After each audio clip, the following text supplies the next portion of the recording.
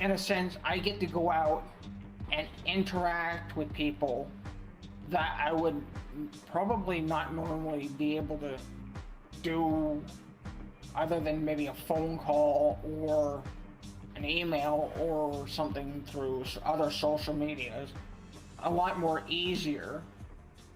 And it's being able to actually sit and interact with someone a lot more enjoyable.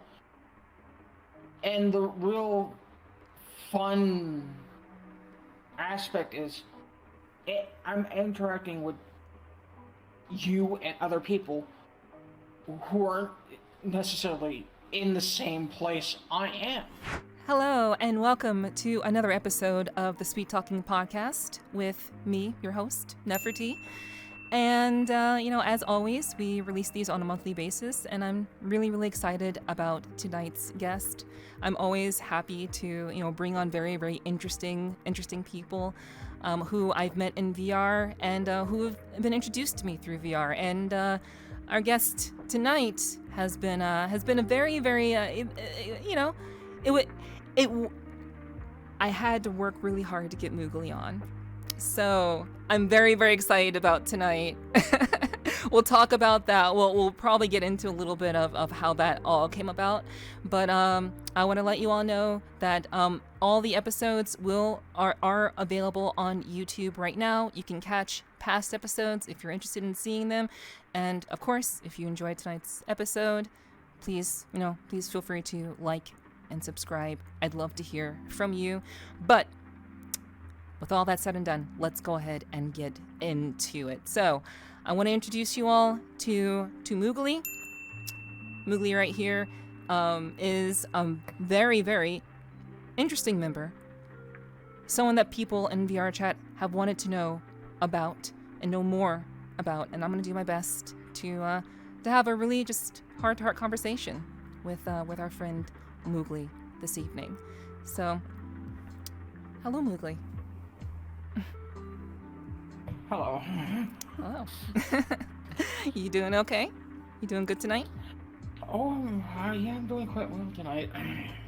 Great. I'm glad to hear it.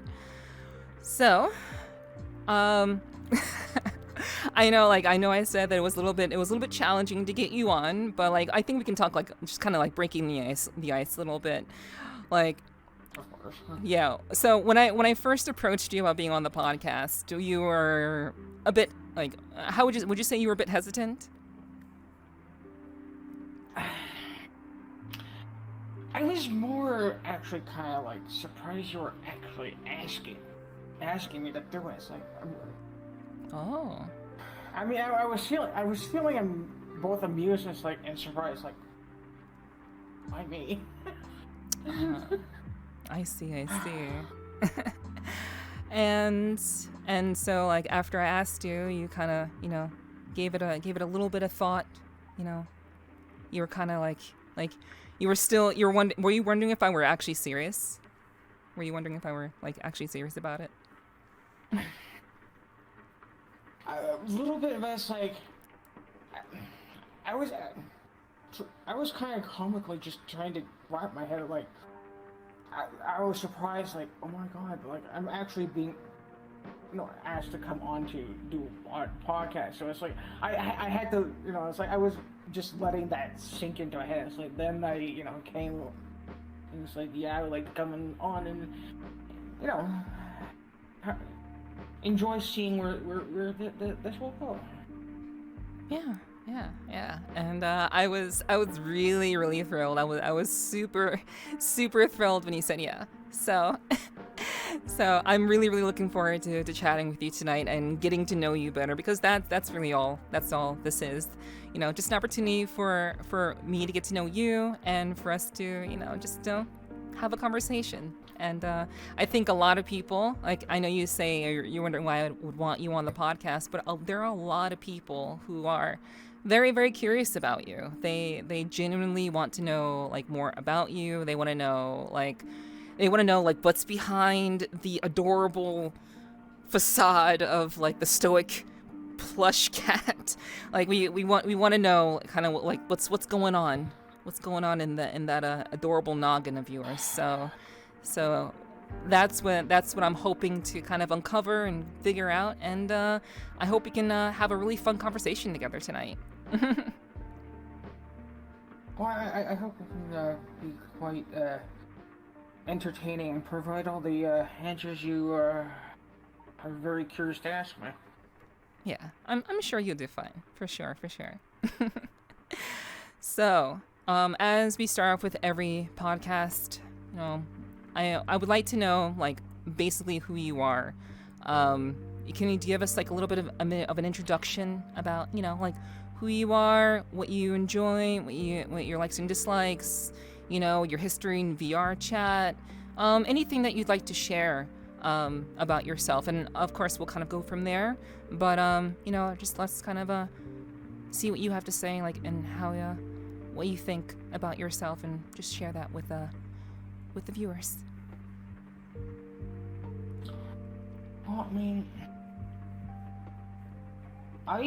I'm usually, it's like, I've always been very quiet and it's like I've never usually been the type of person to, leap onto the table and, and really announce myself to everyone. It's like I usually, it's like I'm not that very loud, extravagant type of personality. It's like I'm always been that, like, person who is very relaxed and who who's willing to, take time to warm up to if need be. It's like I'm just very I always thought myself as very chill, relaxed person. It's like, you want to come hang out? You can. It's like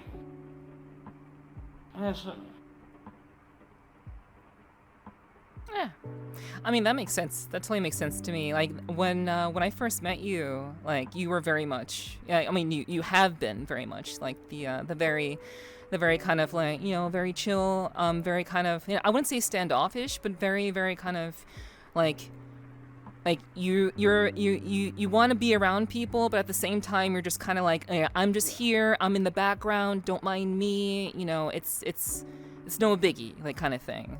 And, like, I definitely... and it's like also... Yeah. Go ahead. And it's like I also just don't want to interrupt, people, whatever people might be doing. It's like if you want to, it's like I'll gladly come up to, it's like, say, greet you and all that, and it's like, but it's like, and it's like, I just, it's like, if you want to come to me, it'll be great. If you want to, I'll gladly come and say hi to you. But it's like, I'm approachable. It's like I'm not, trying to push my way into whatever you guys might be doing at the time. Yeah, I definitely understand that. Yeah. So how about we start from the beginning? So everyone knows you as, GreatGooglyMoogly. So I'm gonna hit you with something really interesting.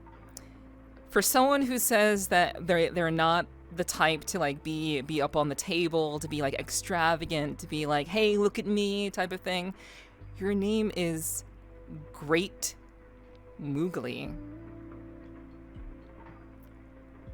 And I want to know, for someone who is very, very kind of, like, I wouldn't say shy, but very kind of, like, passive, what inspired you to have that name?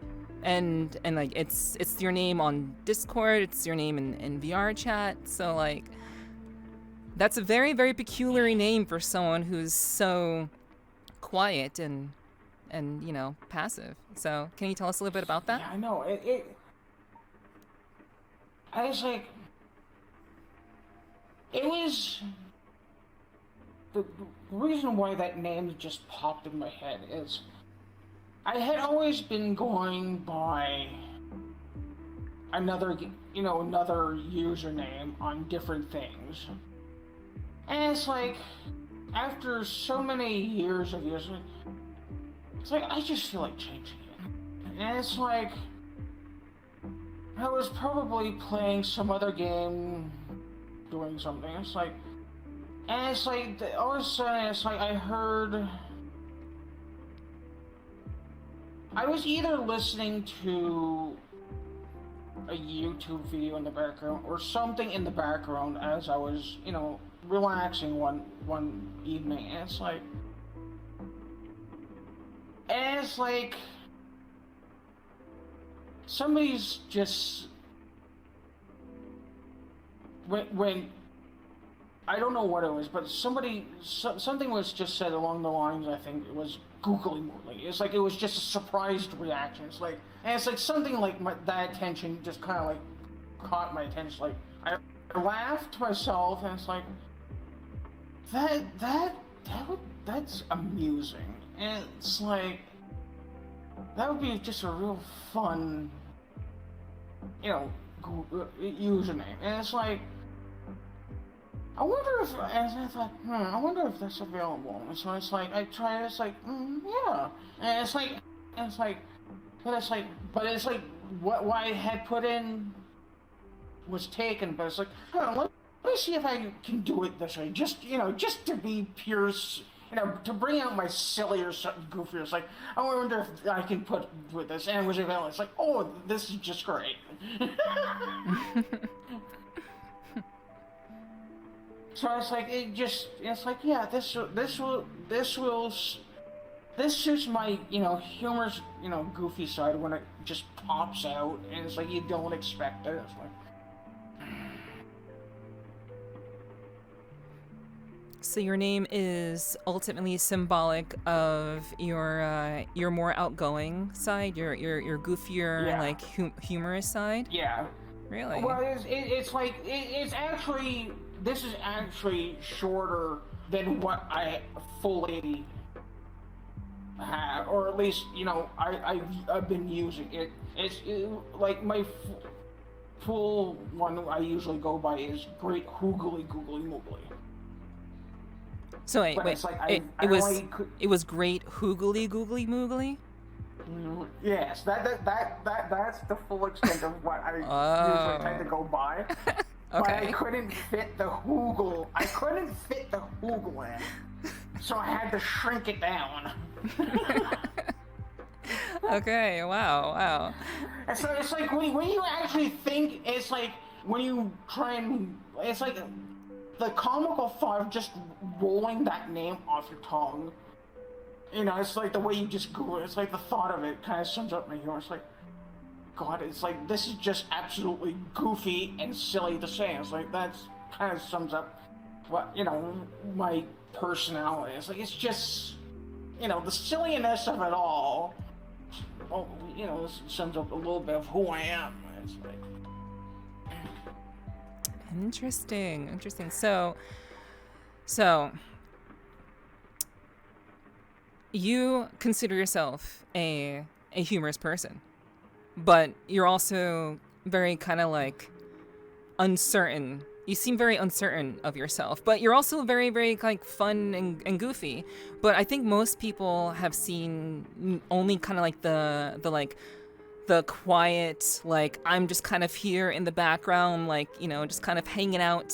I'm not interjecting at all. Not getting in the way of anybody. You're just kind of like in the background, kind of thing. And yet you have a name that is like inherently attention grabbing because it's humorous and it has a little kind of like a playfulness to it. And it's like a complete opposite of your personality. Well, not opposite, but it's just a part of your personality that you don't show very often. What was that? How would that be a good description of that? Yeah. And it's like I'll gladly be, I'll gladly be the bit of the class clown or humorous person, when need be, but it's like, I'm just mainly, it's like, in the crowd, it's like, I'll just gladly, just be the comforting, quiet one that, you know, it's like if you just want to yap off to, it's like I'll gladly listen. Yeah, that is, I mean, I think that's really enlightening for a lot of people. Like, no one, I don't think anyone would ever thought of that. Like, I mean, obviously there's a certain, dichotomy between, who you portray in your name, but, the history of how that came about. You were just thinking of something goofy, or you came across something goofy. That is super insightful, I must say, because I don't think I had a chance to see your kind of goofier side as of yet, but I think maybe we'll have a chance to see that tonight. Maybe we'll see, but I'm very curious. So with that in mind, I actually kind of want to we kind of gotten up to a little bit about you and your history. Actually, okay, let's stay on that track, and let me ask you about your avatar. So, how did this come about? So, we'll talk about that. So, how did you kind of settle on this kind of identity? Because this is how most people know you. This is how I know you. So. Well, because originally it's like I started off here in this place with a taller hooded version that kind of some people got to know me in, and it's like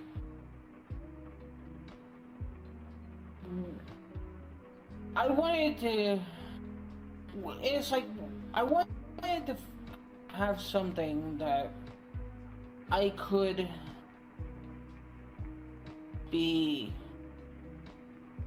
small and have that small cozy feeling when need be. It's like, and I had gone looking for others, and it's like I met up with someone from a different community, and they were like, what do you think of this? And it's like, oh, that's cute, and that's real cute. And it's like, and they were showing me that I could do, different looks. Like, it's like I asked, like, could you share with us? Like, they did, and it's like, yes, they did. And it's like, it's essentially, it would be the smaller version of what you're seeing tonight with me. It's like I happen to find this large, this is the bigger me that I happen to find later. It's like, oh, this is great. So it's like I can be, big, really small, or this nice comfortable size also. So it's like worked quite out well in finding this. Yeah. Like it's what one could say, you are just the perfect size to be considered a plushie. Yeah, it's like very huggable size. I'm sure you've heard that before. Yes. Or even a real pocket pal. It's like I would be the right size just to fit into a pocket. Yeah. And in your smaller form, which I got to see tonight as well. Yeah.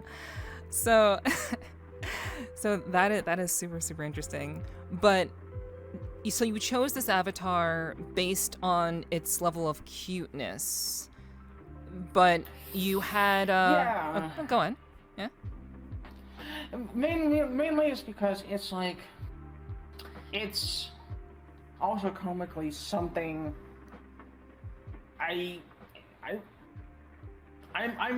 comically I'm representing the one thing I can never really handle being fully around myself in our real life, because I'm very allergic to cats myself. So it's like it's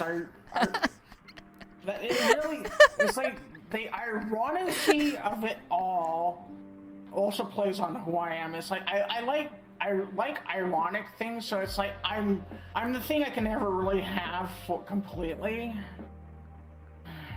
Wow. It's like I'm a cat. I'm a person, a cat, person, and I'm very allergic to cats. So it's like the ironic of it all is just, you know, amusing. Yeah, it is. It's quite amusing. It seems everything that makes you who you are is very kind of like it's like an oxymoron. Like your name plays on like who you are normally known as, and your identity, like your avatar, that everyone knows you as, is the thing that you actually have to stay away from in real life. Yeah, that's great. Like I love that. I love how your brain works. Yeah, it's the playful dichotomy of it all. It's like it's like you expect one thing with one thing, but you get it the completely other side of it. I was like, what just happened? Yeah, takes people off guard, keeps people on their toes.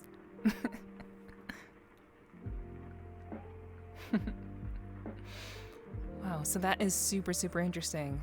So,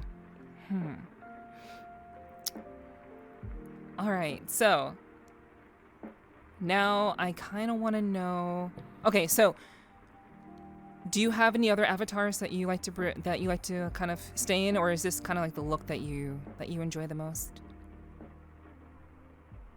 I mean, most times yes, when I'm in my small mood, or you know, depending on the situation, yes, I'm in the majority of the time in the small avatar. But it's like if I'm really having trouble, you know, wanting to get around, you know, in the small, if I can't get where I want to get or see the things I want to see in my small avatar, I'll go back to, you know, my older model my taller one, you know, more human-sized one. Gotcha. To enjoy, because it's like I always like that one for the coziness of, you know, the way it looked. Have you ever let anyone hug you? Yes, I have. I will gladly let people hug me, head pat me, even boop my nose. And how does that make you feel?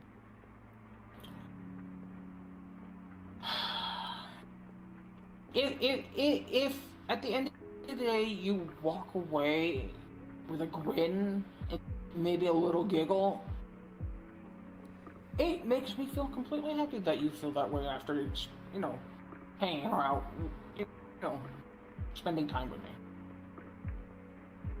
Mainly, it's like if you end up feeling, you know, same or in a better mood, great. I think that's a pretty balanced way of looking at it, for sure. So let's get into. I want to get more into the VRChat side of thing, like actually, like specifically about VRChat and everything that's kind of like brought you here. So let's kind of like start at the very, very beginning. Actually, I wanted to know. I gotta ask you just kind of clear the air. What are your pronouns? Just so I know for certain, because I'm unsure. So what do you prefer? Oh, it's he, him. Okay, cool. All right, so with regards to VRChat, I would love to know about, like, how did you first end up hearing about VRChat, and how did you end up in this state of affairs? I think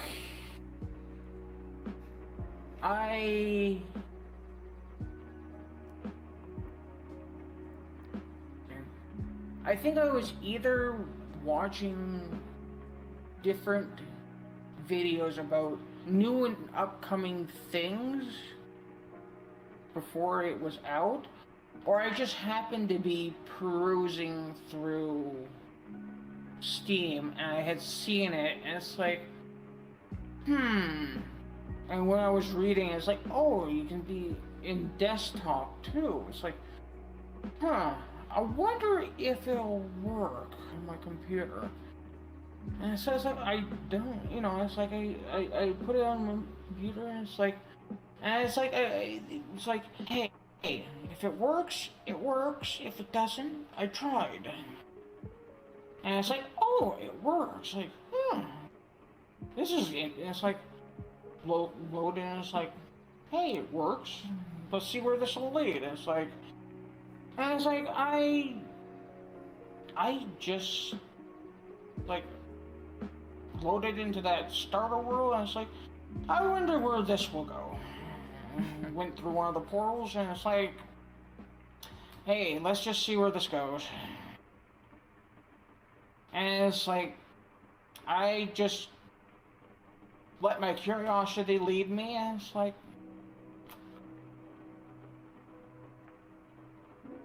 still letting my curiosity lead me to different places and seeing where it leads to. So your interest in VRChat was purely a whim of curiosity. It's something that you heard of, Yeah. that you thought was potentially interesting. You didn't know if it was, but it was something that you. It's like I wasn't. Go ahead. I wasn't fully sure if it was gonna work or not. And it's like, hey, it worked. And how long ago was that? Ooh.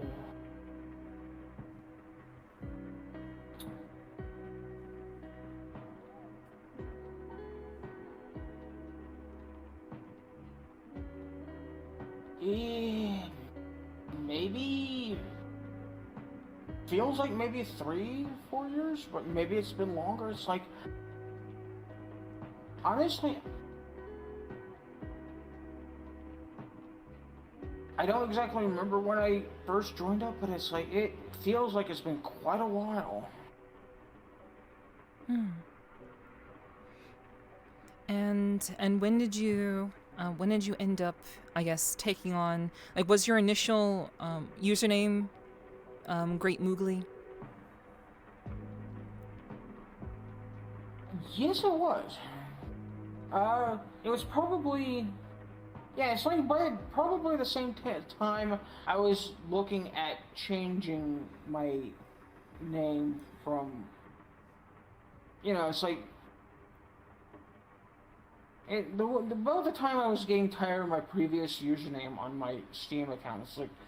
It's about when I was about, it's like switched it, heard what I heard.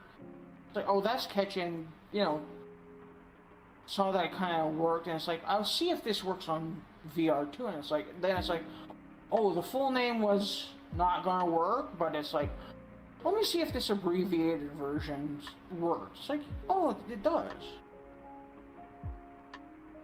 So it's like, it's always been, great GreatGooglyMoogly. Right? So, with regards to, I guess, changing, this is kind of like a little bit off from where I'm trying to go, but I know you said you were trying to change your username to something different. Can you tell us a little bit of why you were deciding to, or you got tired of that previous name? Because the previous name, I probably had it since, I had that name probably since I first created my Steam account. Probably, I think when Steam was still fairly new. So it's probably been, I think, at least maybe the mid-2000s. So it's like, I had that previous name quite a while. It's like, I think at a point, probably a few years ago, I was like, it's like, I just realization. It's like, I'm getting. It's like, this name just doesn't suit me. It's like I've had it for a long time, but it's like I want to change it. Was it on a whim? Kinda. It's like it's just hearing. It was mainly just on a whim when I heard that, you know, that little comical movie. It's like, yeah. It's like, yeah. It's like, it took me probably a little bit longer after that, hearing that, to do it. It's like, but it's like, this will do it. It's like, I'll try it on Steam, and then it led to, you know, it's like what I use on Steam, and then on VR. It's like, I wonder if it'll suit, you know, it's like I can go with this, you know, when I'm watching people, you know, enjoying, you know, as a username on, you know, like, for my account on Twitch. Like, I wonder if this will work. Like, then it's like, oh, this would really work. Nobody has this. It's like... Yeah. Interesting. Cool. So, can you, so with regards to, I guess, being in VRChat, you said it's been about 3 or 4 years since you've been on the platform. You're on desktop, correct? Yes. And you've been on desktop for ever since you've been on VRChat, yeah? Yes, I have. Have you, can you tell us, like, how that's been? How that experience has been for you? You know, just being purely a desktop user. I think it's pretty common for people to want to, like, jump towards, you know, having a headset and having those kinds of, you know, very kind of like immersive experiences and such. But I think from what I've seen, it's pretty rare for people to stay on desktop for as long as you have. So, can you tell us a little bit about what that's been like and how that's been for you? Well,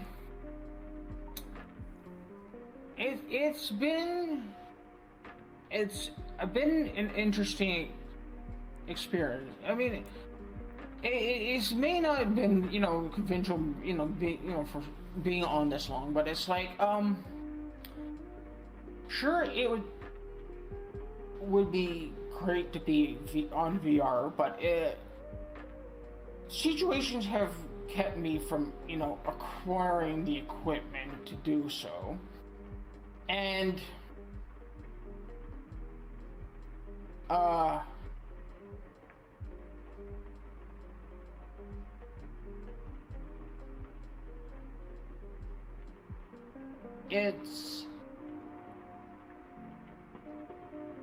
it's just been an interesting perspective that I've been having fun going with, that people, you know, it's like, sure, people would do, like, transitions from desktop at some point, you know, and it's like, I've been finding what my own unique little ways of finding enjoyment in using desktops over the years. I mean, it's the situation have changed. It's like, but it's like,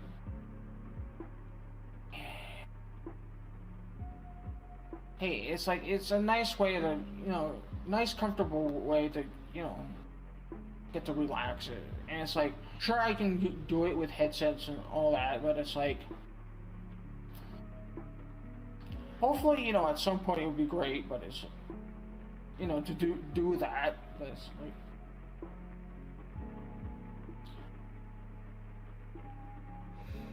so at the moment, oh, go ahead. At the moment, I'm just enjoying me being me as is. I think it'd be pretty trippy to see a Moogly with arms. And I think that'd be pretty trippy. In a good way, of course. Oh yeah. Yeah, hopefully the day will be there where it will happen, but and it'll be a surprise, probably to those who know me, seeing suddenly my hands moving, but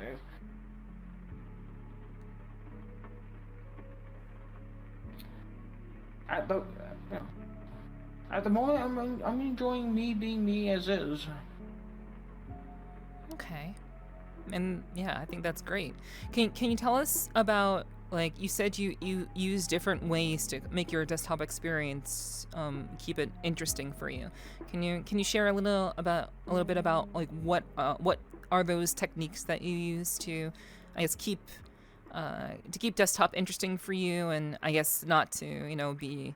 I think some people, if they were in your situation, may be like, oh gosh, they'd be like dreaming, like, oh, I wish I could have VR, or they may like not even want to be on VR chat because they're always stuck on desktop.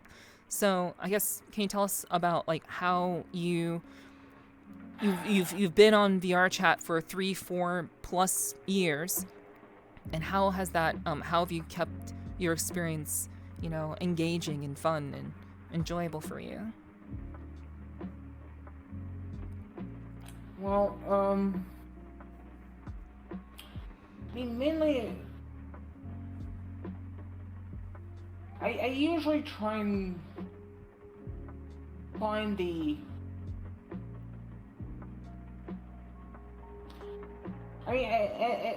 as limited as I am, I usually try and find the playful ways of interacting with everybody that I either come across, whether, in passing, or that I've grown, it's like I've grown relationships in knowing. And it's like I usually try and find, playful, humorous ways of, interacting with everybody, or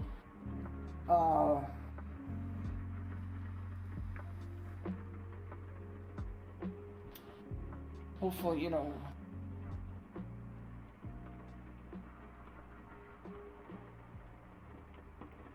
I mainly it's like I try and help find ways of the entertaining ways of just mainly interacting with people I come across, hang out with. Can you perhaps give us an example of how you do that? Like how you've done that?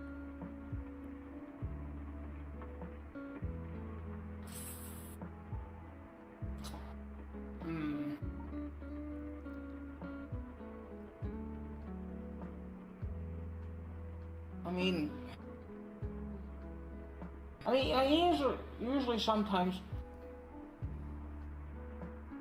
it's not often, but it's like sometimes I'll join in the game of pool, but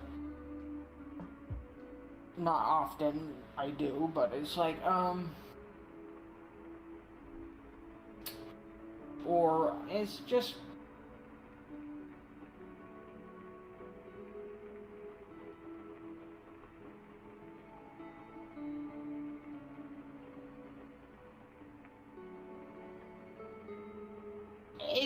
a lot of, I find a lot more, taking time just exploring, either on my own or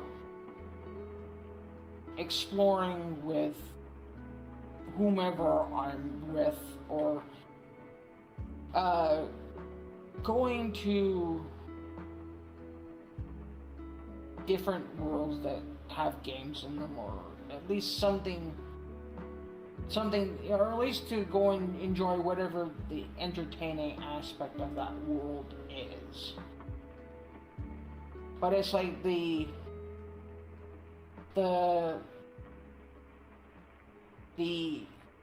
biggest thing that I've always enjoyed is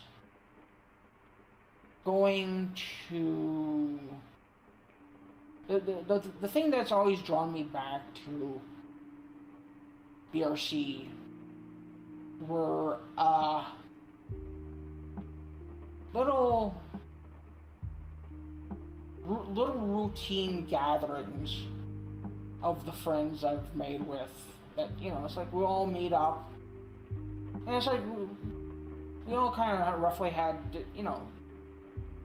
gatherings at, on the weekends, or just going to little musical events that, people have put on, and just going to that and enjoying the music together.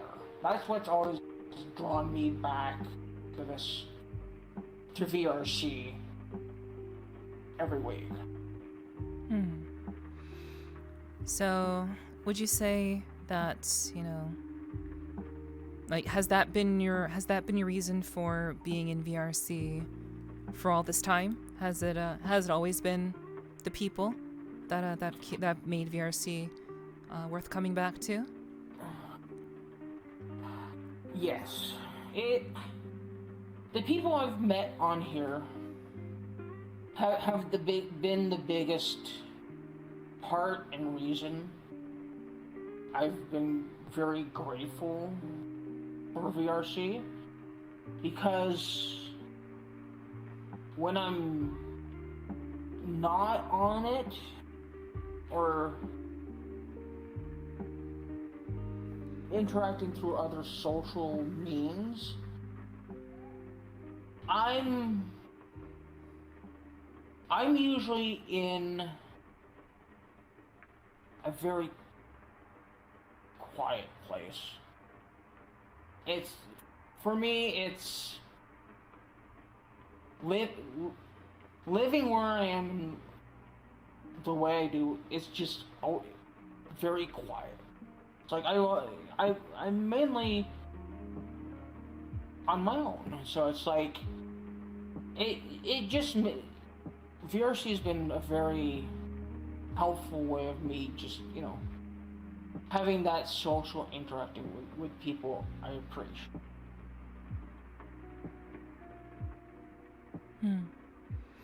Yeah, I think a lot of people feel the same way you do. Like, it's I think most of the people, if not everyone who I've interviewed, has always said it's always been the people that have kept them here. And there's always some sort of social aspect of VRC that has been like the core reason of why they've decided to stay. And that's really, really interesting I mean it's good that the trend continues. It's VRC achieves its main goal of being a means of meeting people and socializing and having that human connection that I think a lot of people are missing out on for various reasons. And I think that's a wonderful thing. So it's really good to know, like, to hear from your perspective. If you don't mind me asking,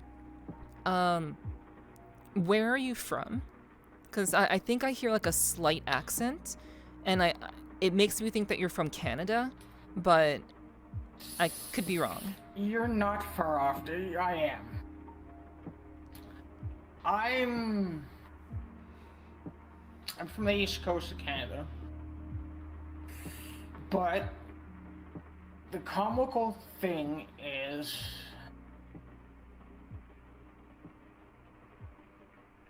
I would be normally I ought to have a very thicker, but I don't. And it's like I'm yes, I'm bilingual, but it's like it's like me speaking the way, in the language I do, and this way is just normal for me. So despite being bilingual, you feel more comfortable speaking English. Yes. Gotcha. Like, do you have any opportunities to use, I would assume, French, Canadian French? Yeah, I do. Yes, I do. I usually go out whenever I need to go out shopping or do my normal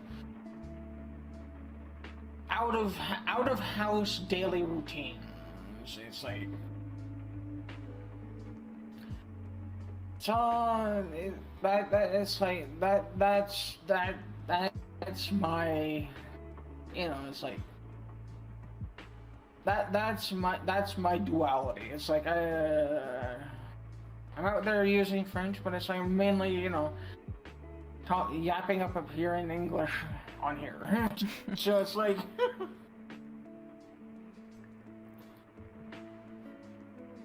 Have you always been bilingual?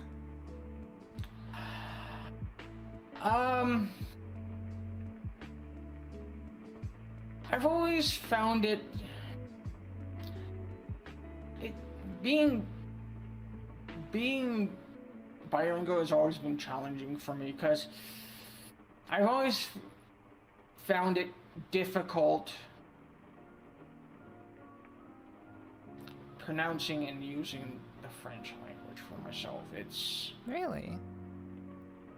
yeah, it's like I don't know. It's like I've always found it just getting it to sink in my head was always a lot more difficult for me than English was. So it's like I'm grateful that you know, knowing both languages, but it's like it's just the weaker side of me. It's one of my weaknesses. It's like it's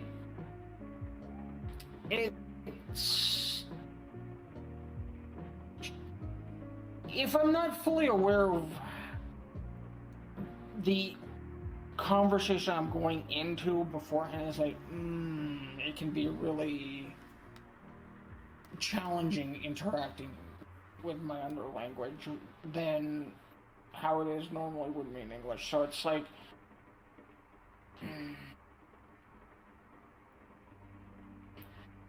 I try and keep it, you know, it's like I try to do my best, but it's like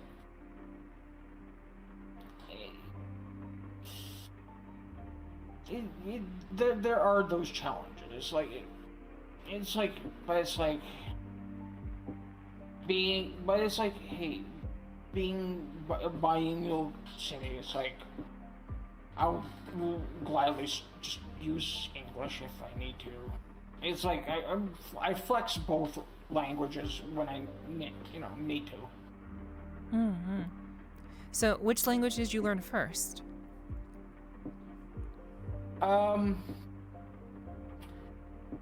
It was mainly English because my parents were both raised up in the English school board. It's like here there's a dual school board. Like you have an English one and a French one. I was always raised mainly in this English one, but it's like heavily put in through the French immersion. So at least I would know, know both languages. Like, at least get both languages stuck in my head and to use them. Mm-hmm. So at least then, either way, I would be. It's just to have something useful to know for myself in the long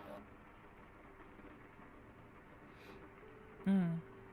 So you were born in Canada and basically went through the entire school system for that entirety of that experience, and just English just kind of clicked more for you. I mean, you obviously learned French, but yeah, I guess English is kind of. It's like, yeah. Did you speak English at home?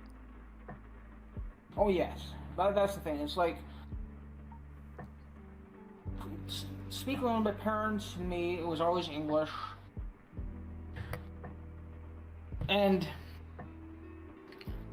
when I would go out to do whatever, it's like it would be mainly English, but I would try and use French. But it's like there are times when I felt like it was a bit of a struggle. And it's like, I find that it's like now that I've kind of find ways just to kind of brush up. It's like it's easier, but it's still a challenge. It's always a little challenge with me, but it's like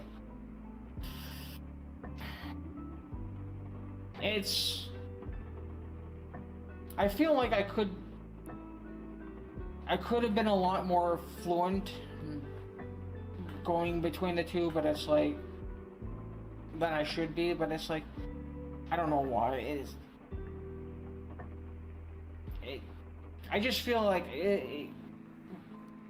I feel like my French it's not as good as it could be. Mm-hmm. So, I have another question that may be a sore spot. It's okay if you don't want to answer. It's okay. I do kind of keep my age a little bit on the down low. You know, I don't tell people exactly what my age is. But how old are you, Moogly? Even though I'm probably may sound younger, surprisingly I'm a lot older. I'm 39. Okay. I actually didn't get that vibe from you. I mean, I guess, like, I think for some people, they would think that you sound younger, but for me, like, there's something about your voice that always struck me as older, and I always felt that you skewed older, mainly because of how you talk, and like, I guess, obviously, like, it's kind of strange to say how you carry yourself, because, like, you're a cat. you're basically a moving plushie. So, like, you know, but just like how you speak, and like how you kind of, like, you know, you're kind of in the background and such. I've always thought you skewed older personally, but so it's not too much of a surprise to hear that you're 39, but that's cool. Doesn't make a difference. I was just curious. I think a lot of people might have been curious too, but it doesn't change anything. I'm pretty sure of that, but I think it's just kind of a very interesting fun fact that I think people would be interested in knowing about, because I was. But I appreciate you answering. Yeah, for sure. I'm glad I can solve that curiosity.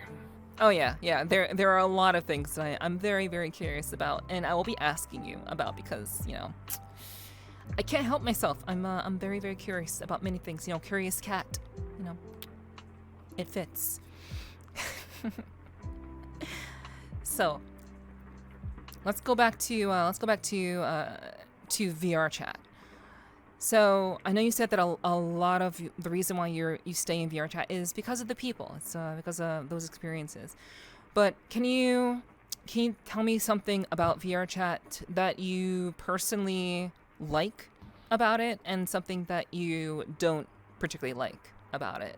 Because I think with everything, like, if you like something, if you care about something, I think there's always there's always something about it that you wish was better, or that you wish could be improved on. So since you've spent a fair bit of time in VRChat, I would imagine, can you tell us, you know, like, what is it, like, one thing that you really like about VRChat, and one thing that you don't really like about VRChat?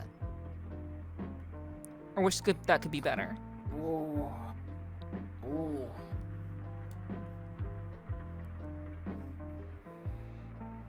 I mean, if I had to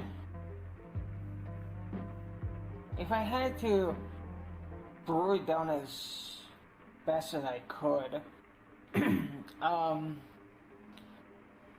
the one thing I'm very appreciative of VRC is the variety it provides. It's like not only the worlds that you can go and experience, and the stuff that's been created in them, but it's and you know, it's like the variety of avatars that have been created, so that you can find something that expresses, you know, your inner, at least other thing is the avatars that help express the inner me and show it off. Those are some of the, at least in my head at the moment, are some of the reasons why I appreciate it. As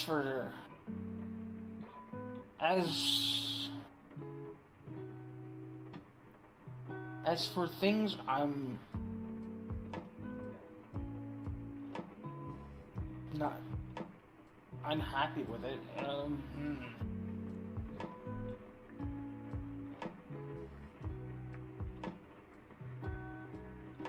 I guess, it's like,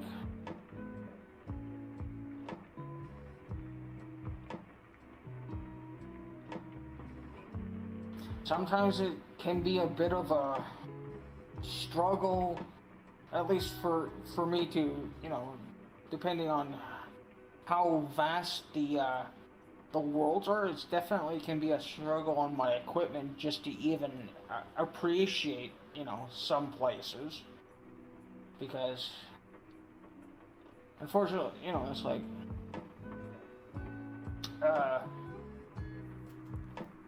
my equipment's a bit of an older stuff at the moment, so it's like it can be a struggle depending on where I go, but I can still appreciate it for, as much as I can.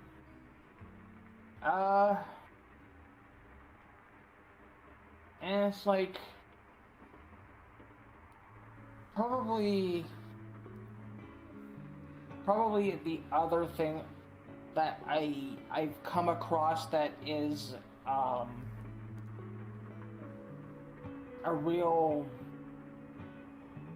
that's really disapproving sometimes for me is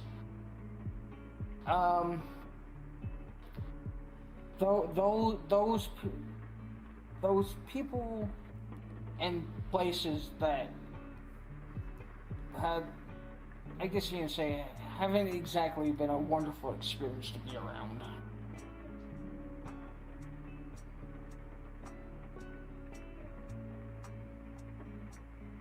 Like, to what degree?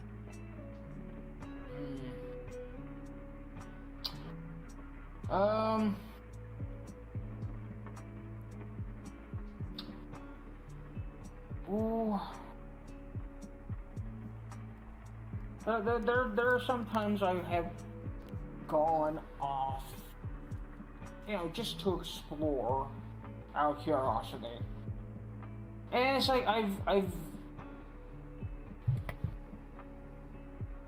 I've gone and into different. I've explored the worlds of public VRC, and it's like I've come across toxic and upset people. It's like, ooh. So it's like, It's like, yeah, it's like, it was just a very easy, quick decision. It's like, nope, I'm either out of here, or it's like, I'm just not going to interact with certain people. So it's like, and it's like,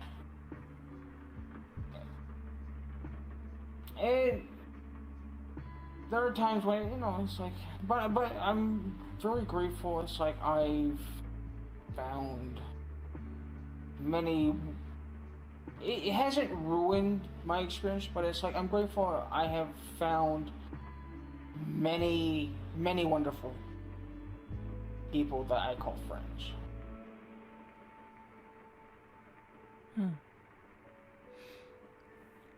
Yeah, it seems like the things that you don't particularly care for with regards to VRChat are mainly like technical limitations, and some of the underbelly of VRChat that most new users have a chance to experience. It's usually new users who experience like public worlds. They go into them, they see how atrocious they can be, and then they never go again, and because by that point they've maybe met a couple of people and they just kind of stick in that friend group and they don't go to public worlds ever again. And like I'm one of those people myself who is like I went to like a couple of public worlds when I first got into VRChat, 'cause I'm very, very new, all things considered. And like I haven't gone to a public world in in almost a year at this point, which is crazy because I've only like been in VRChat for almost a year at this point.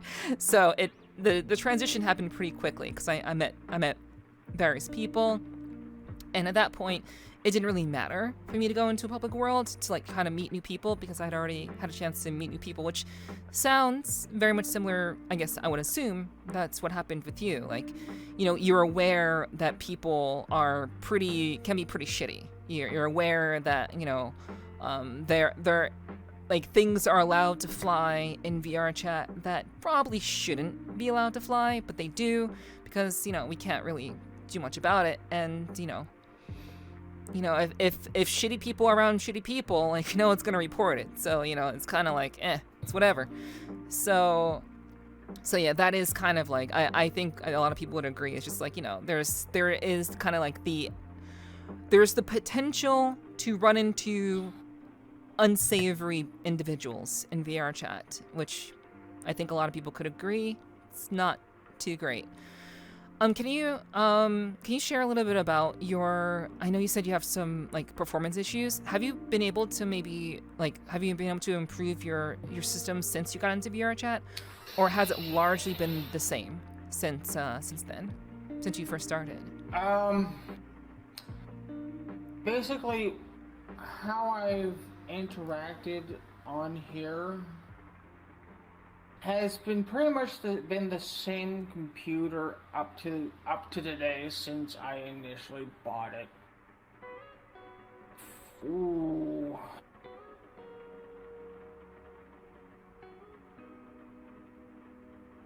I gotta... You know, it's been long enough when you actually have to think about when you actually got it here. I think it's been going on.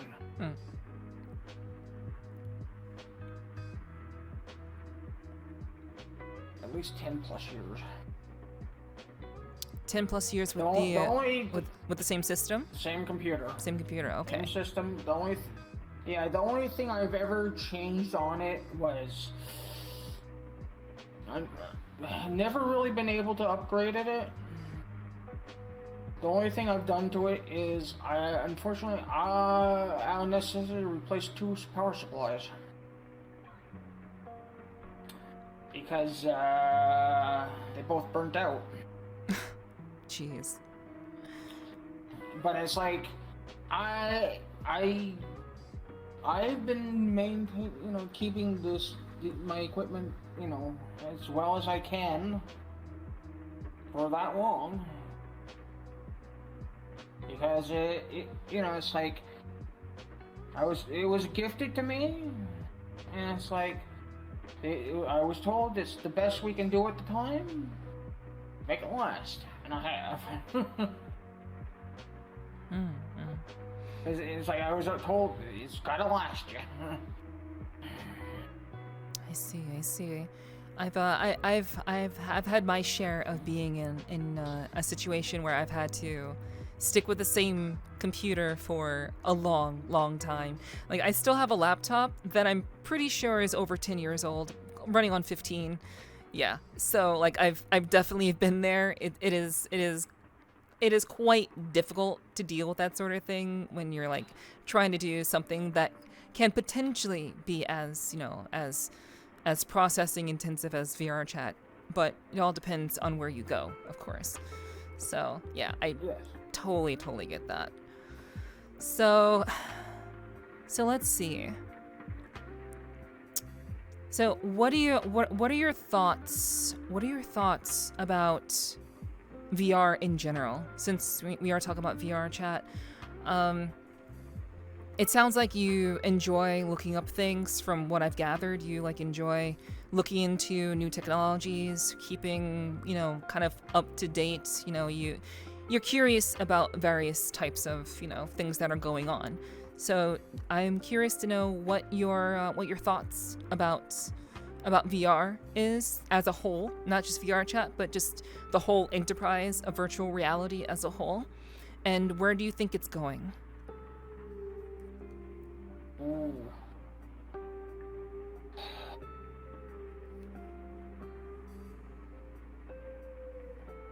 At least from what I understand of it,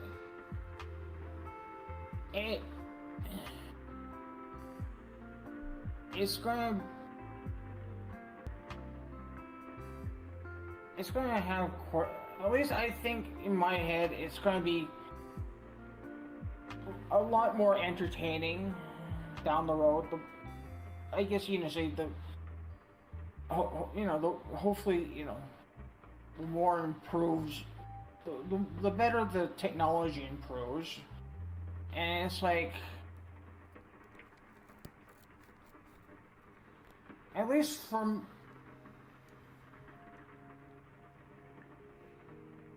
what I've heard, it's like, hopefully, things like equipment breaking doesn't happen,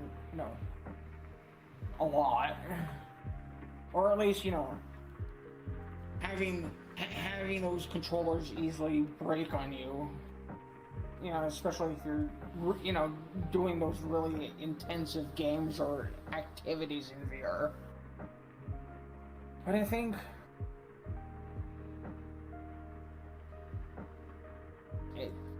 overall, it's going to be... I keep on hoping it's going to get even better as an activity with other people, and more ways to have fun ways of exploring different games through whether you're playing video games or you're doing these type of interactions with people on VRC. It's like, hopefully it just keeps on getting better and improving over time. Does the prospect... Actually, okay. I'll ask the question and then I'll go back to VR.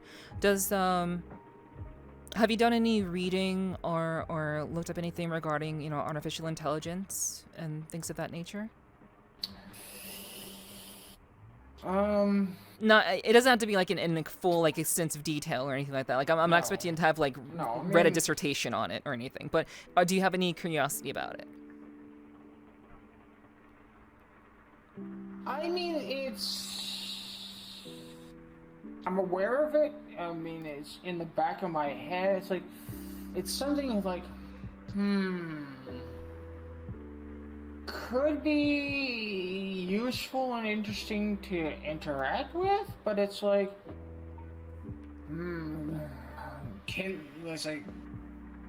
but could it be,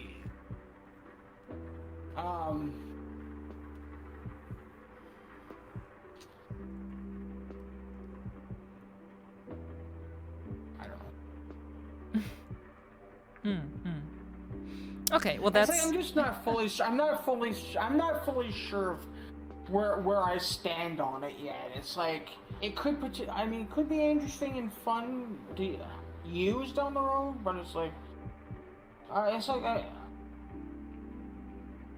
it's like I hear people just like it's not for them. For some people, it's like. So it's like, It's like at the moment, I'm kind of curious about it, but I'm indifferent about it. But it's like,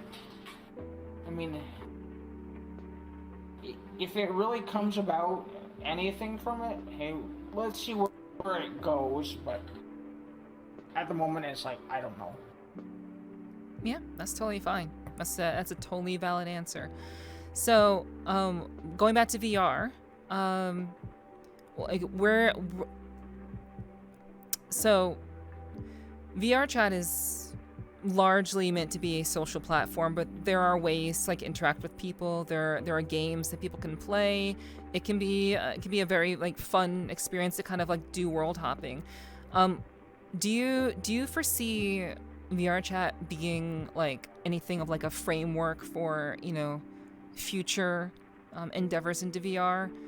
Do you see it as something that has a lot of potential in the future? Since it seems to have played a very prominent place in your life, and seems to have changed things for you. And do you see it as anything like significant, or do you think it'll just kind of always be this way? I'm very appreciative of how it is at the moment, because for someone who, I mean, for me, who I don't exactly go out and travel much on my own outside, because I don't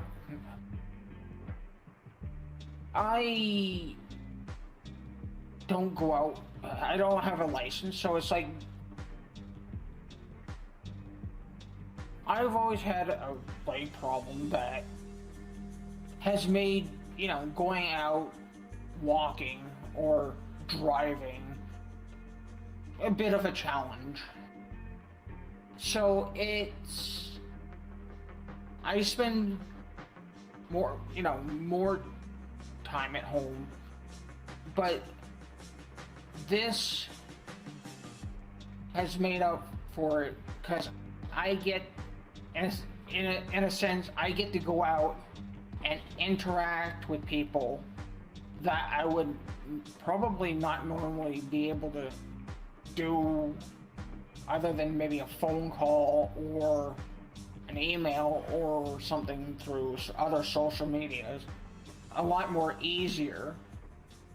And it's being able to actually sit and interact with someone a lot more enjoyable. And the real fun aspect is I'm interacting with you and other people who aren't necessarily in the same place I am. It's like I get to interact with people a lot easier all over the place. And I hope this keeps on going, where we can all do that. It's like keep on interacting, and hopefully it gets even better. I hope there's even better and more fun ways where we can interact with people for who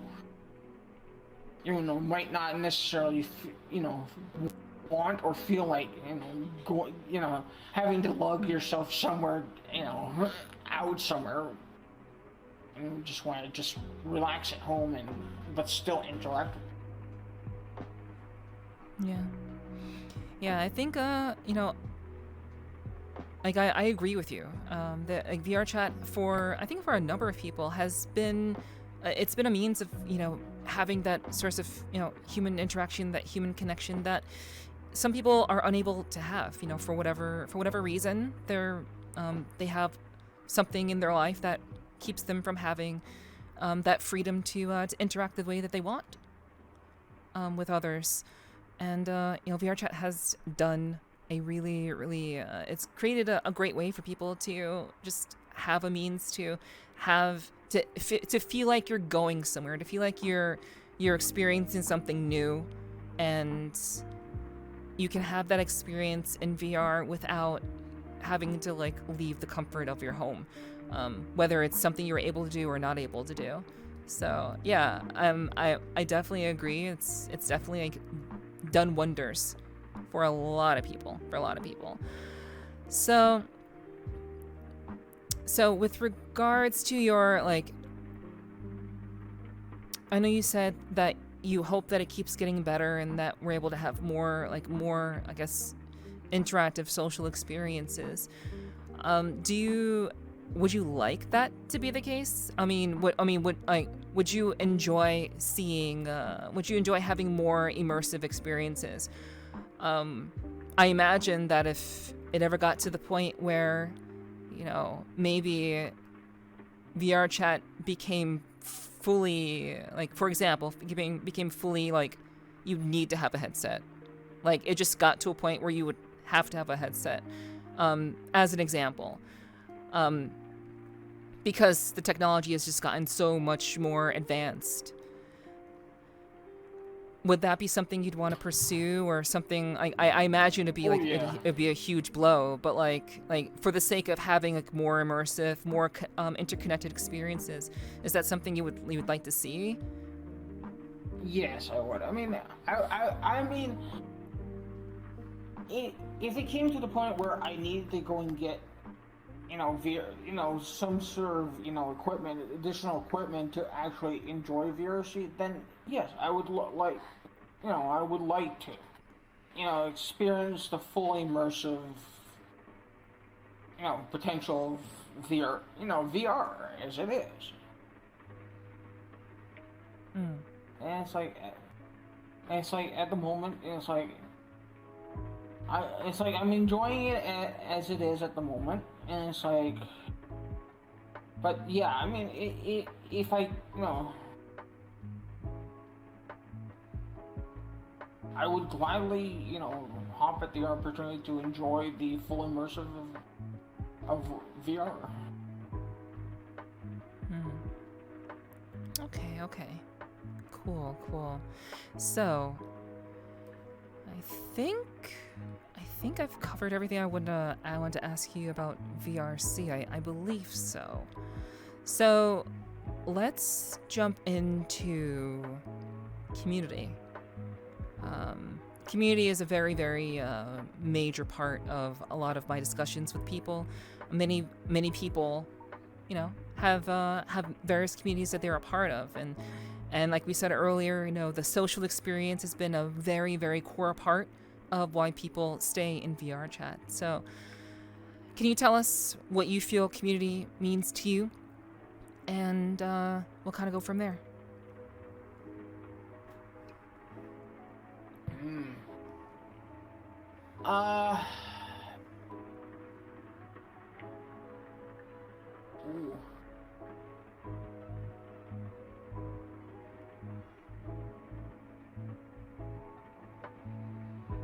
Well, community.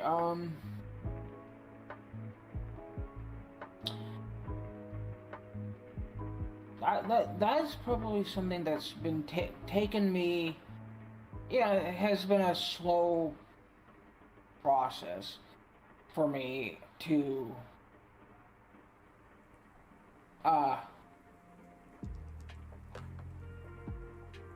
get into it. It's like I have my own ways of, I guess,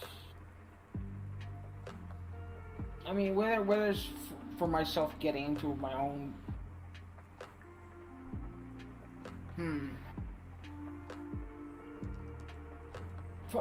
finding my own communities, it's like I have my own ways of getting into them. It's like it's like, so for me, it's feeling out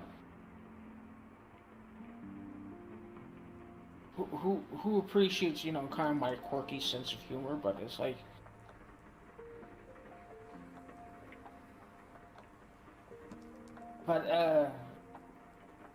community in the overall, I mean, it's, if people can find that group of people, they can always, come back to every day, and it's like, that they're there. It's like, if you're having a good day, and it's like I wonder if you're having a good day, and it's like you want to go share with that group of people you fit in well. It's like, yeah. Or it's like, if you're having an off day, you can go to them and just talk, and maybe hopefully get a better mood out of doing it. Right. the whole aspect of, finding that community or communities that you fit in well with. It's the one thing I'm probably very grateful for VRC helping to provide. It's like I've found different communities just to, different communities that kind of cross over because of the people I've met with through, like I met, few friends from one group that led to different groups, and it's like that's the one thing I'm very grateful for with, coming across communities on here.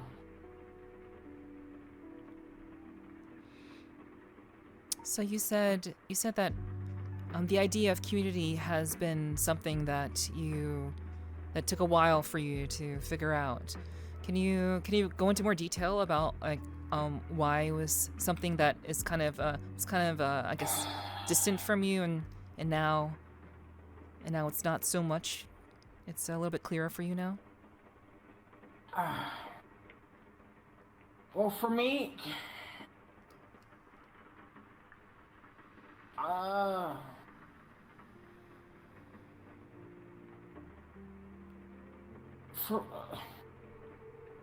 the funny thing is, like, when it comes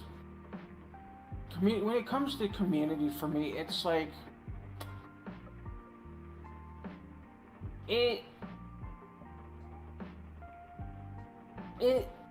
definitely varied for me over the years, because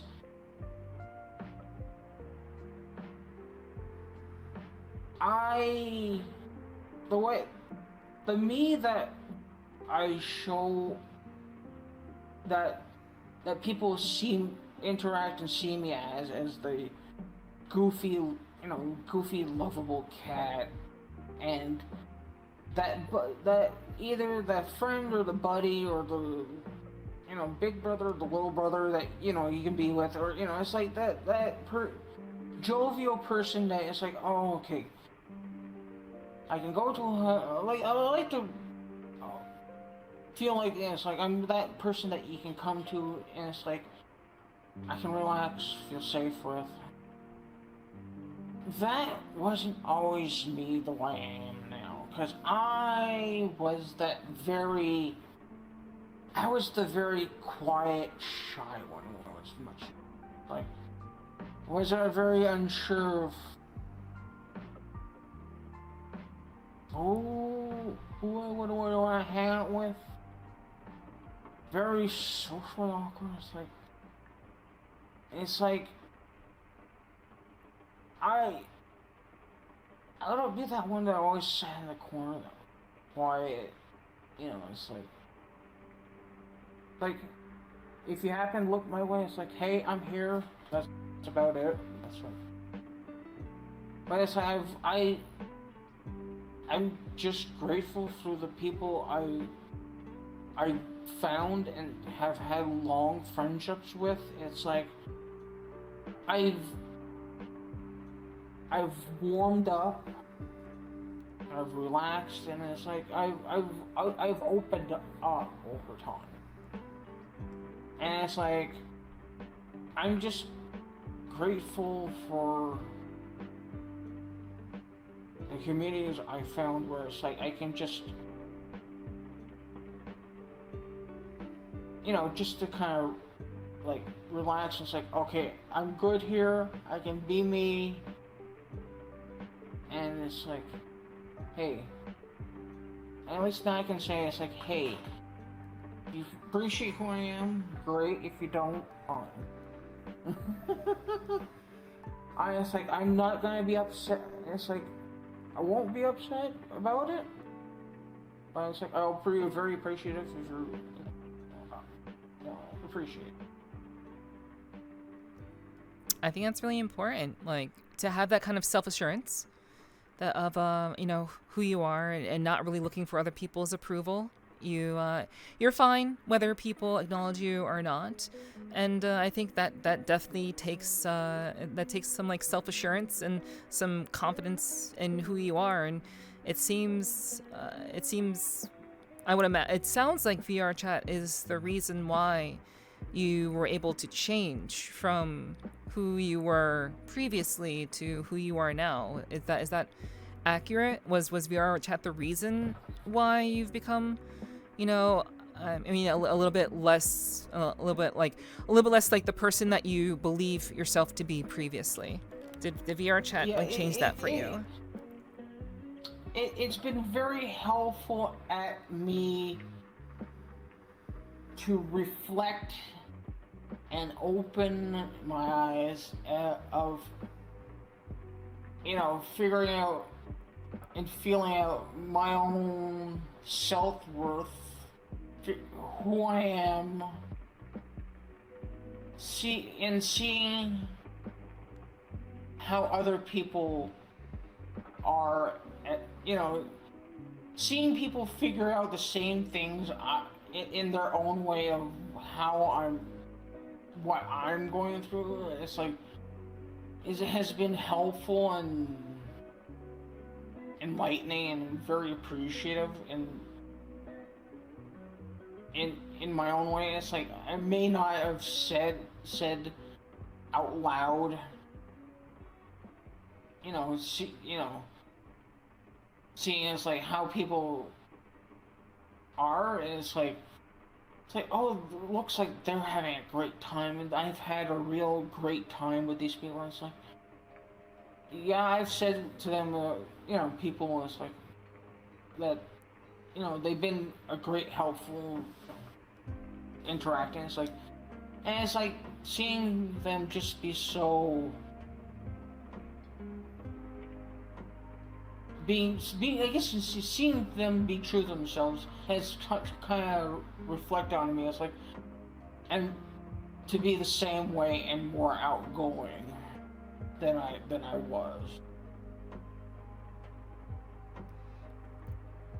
So by being involved in various communities and observing people kind of go through their own evolutions of finding their self-worth, you in turn have found your own. Is that kind of a good summary of what you mean? Yes, it has. Okay. Can you talk about the communities that you believe that you're a part of? Can you talk a little bit about them?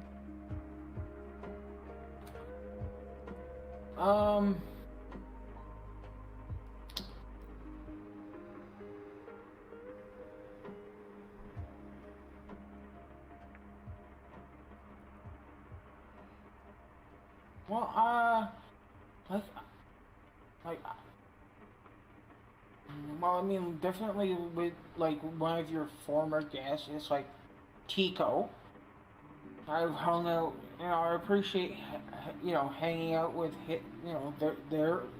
him and his community, it's like, and also one of your previous guests, Chels and their community, and just, and what their communities, both their communities have been a great place to not only relax but also kind of socialize with, and at least in my own way, just reflect on how appreciative all the people I've met through VRC and through the communities on here.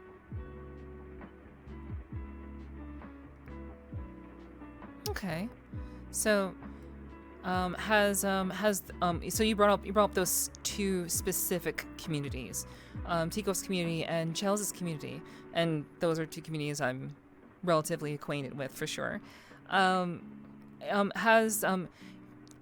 Is it possible for you to perhaps pinpoint, if anything, I don't know if there's anything specific, but if there is anything that being a part of their communities has done for you and helped you, I guess, like has helped you in any way, or has changed you in some shape or form, if there's anything, can you share that with us?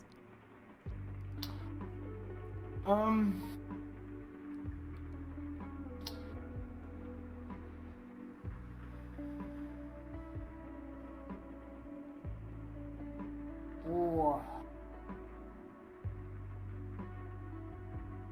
Probably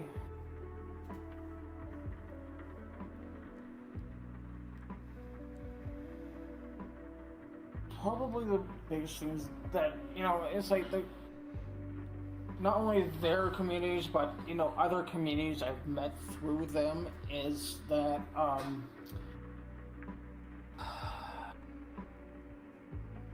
that they've definitely been helpful with me is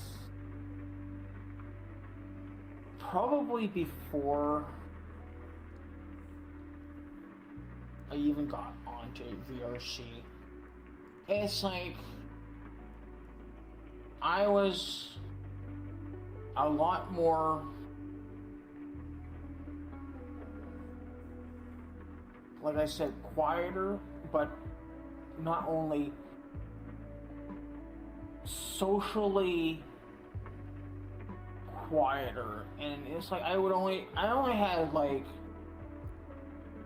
very few friends IRL. It's like I had probably a few. Hey there, Nepherti here. Twitch continues to be super sus, and YouTube continues to smack me with copyrights on all the music that I play on my streams. So you know what? I'm really, really excited and super fucking nervous to finally be launching my Patreon at patreon.com/Nepherti. What is Patreon? It's a way for you to subscribe and support me with custom rewards that I came up with myself.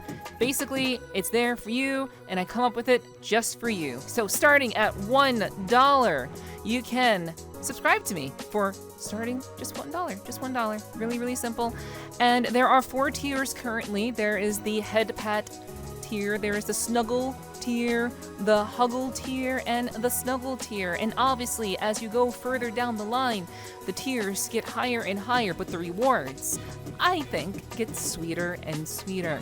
So I just want to let you all know that this is a thing that I've actually launched. I'm really, really excited to do it, and I'm hoping that you guys will be willing to support me, and I'm really, really grateful to all the support that I've gotten. If you want to know the details of why I am doing a Patreon, you can find that out at the About section on the Patreon page itself. You can read that all in detail if you want to know the full-on details. I didn't want to bore you guys with the details. That's just not relevant.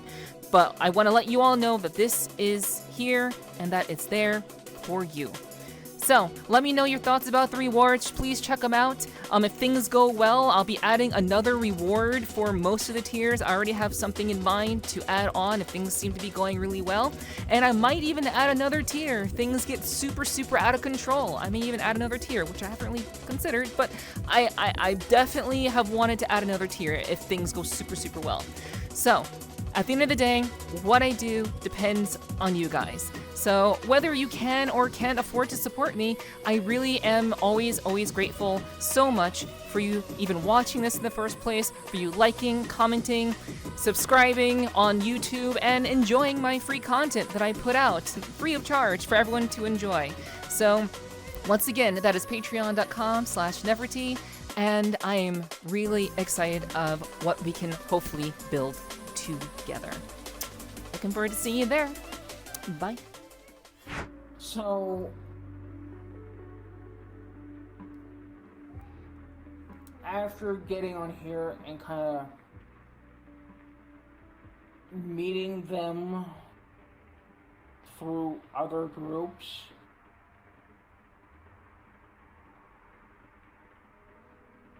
I opened it. It helped. They've helped me open up as a person. and definitely helped me get through my heart, get me through the difficult times I've been through over time, like through different experiences I've had, and it's like they've helped me get through those rocky times.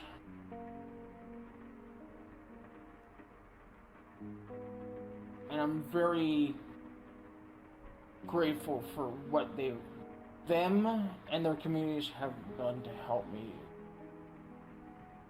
see the light at the tunnel through everything. Yeah, that's really, really great. Like I know it's probably, I imagine you've been a part of their communities for a good period of time. So I guess thinking back and finding the specific thing that maybe they helped you with, can be difficult. But it's really great to hear that, being a part of their communities has really kind of, helped you become, a better version of yourself, and it's allowed you to kind of open up and get through those really, really rough times. It's really, really great to hear. Like I'm very, I can definitely like agree, because I know that the Chelsea's community is fantastic. So is Tico's, and it's definitely just good to hear that they've made such a positive impact on your life. Just being a part of their communities. So with that said, let's see.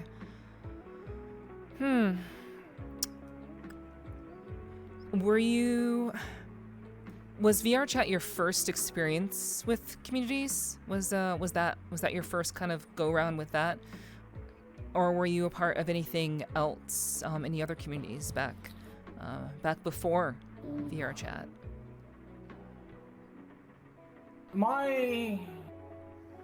When it comes to first of communities, my first experience when it comes to communities wasn't VRC. We're going way back. It was IMVU. Yeah. I know about that. That was my first experience with the whole idea of a social interactive, essentially a social interactive game in communities.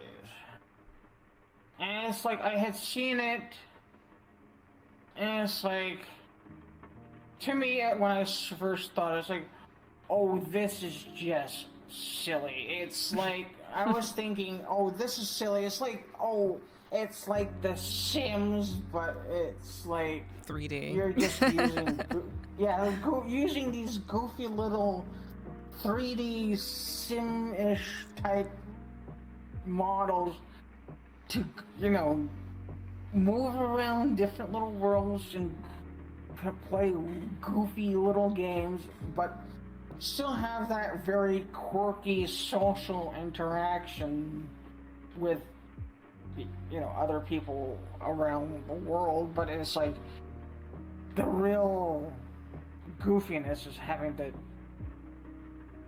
type it out in text sometimes. At least for me at the time, it was having to type out conversation. So it's like that was my whole introduction into the idea of this type of social, this unique way of social interactions through a game. But it's like I'm grateful kind of experiencing that when VRC came around, and it's like, oh, this familiar, but very different and very new. So it's like I think it's like I'm kind of glad I decided like I'm gonna just take a shot and see where this could go, and where it's led to. I'm gratefully appreciative where it's led to, through to the people and experiences I've gained.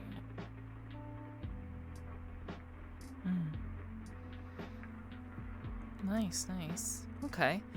And I think I have one more question for you with regards to community. So, if someone in the communities that you're a part of, if someone in one of those communities wanted to get to know you better, what would be how would you explain, what would be the best way for someone in that community to kind of like get to know you better? What would be like the best way to like approach you? What would be, what would essentially be the most reasonable way for someone to, get to know you better? So I imagine there are a number of people in these communities who, if they've seen you around, they've seen you floating about and kind of, maybe hiding up in the rafters, or occasionally, hanging out, on Tico Stream and everything, but they don't really know how to approach you because you seem so enigmatic. You seem very kind of like I just kind of want to be in the background and keep to myself, and I think people may be kind of hesitant to approach, which people, a lot of people think that way. I would say. So, Yeah. if someone wanted to get to know you, what would be the best way? I mean, honestly, it's like, best way would be, it's like, sure, I may look like I'm being in that, quiet corner, like, I don't want to be sure, I'm not. And it's like, I like, yeah, sure, I look like I like that, but it's like I like this kind of sit back, take things in, but it's like I'm honestly super, very approachable. It's like you can come right up to me. It's like, hey, could I have a word with you? And it's like, I'll gladly say sure. And it's like I don't wait. It's like, if you want to come up and have a word with me, it's like I'll gladly come and come and have a conversation with you. It's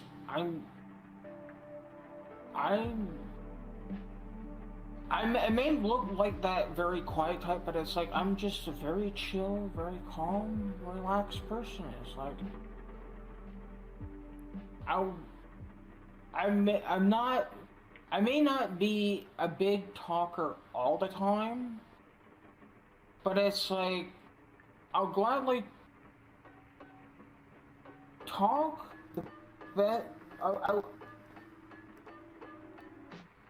I usually try and gladly talk your ear off, if I can. But it's like, hey, I'm quite approachable. Cool. Yeah, I think sometimes, especially for maybe people like me and maybe some other streamers as well, and even for someone who may be kind of like maybe on the chill, quiet side like you, I think people sometimes kind of overthink it. They think that maybe they don't want to be bothered, or they can't be spoken to, or they're like interrupting or something. But it seems like people can just come up to you, pat you on the head and say, hey, I think your avatar is cute. I've seen you around, how are you? Kind of thing, right? exactly. It's like, I don't bite. And it's like if you, hey, it's like if you just want to come up, hug me, want just want to socialize with somebody new, hey, come on up. It's like I'll gladly give you the time of day, and just hopefully make you feel less lonely, and that you've had a good interactive day with somebody, and hopefully by the time you're about ready to get off for the day, you'll feel better. It seems like you fashion yourself to be, a means for people to kind of, like you're like a comfort plush. Like people can come up to you and just kind of hang out with you, and they can like speak their mind, and you will just sit and listen, and you'll just be like the cute little plush that's just like listening attentively, and they can just kind of like hang out with you for a little bit. I guess at what point would that be like okay for someone to do? Like I imagine like if someone you didn't know who's like not on your friends list came up to you and did that, I imagine it would be like kind of like I imagine you'd be kind of weird about it. I don't know. Like would it take? I mean, yeah. I mean, sure, it would probably throw me off at first if somebody, like immediately did that, but it's like, whoa. I need to understand where you're coming from and what this dynamic is before we go that in depth. But it's like, give me a few minutes to take in, it's like taking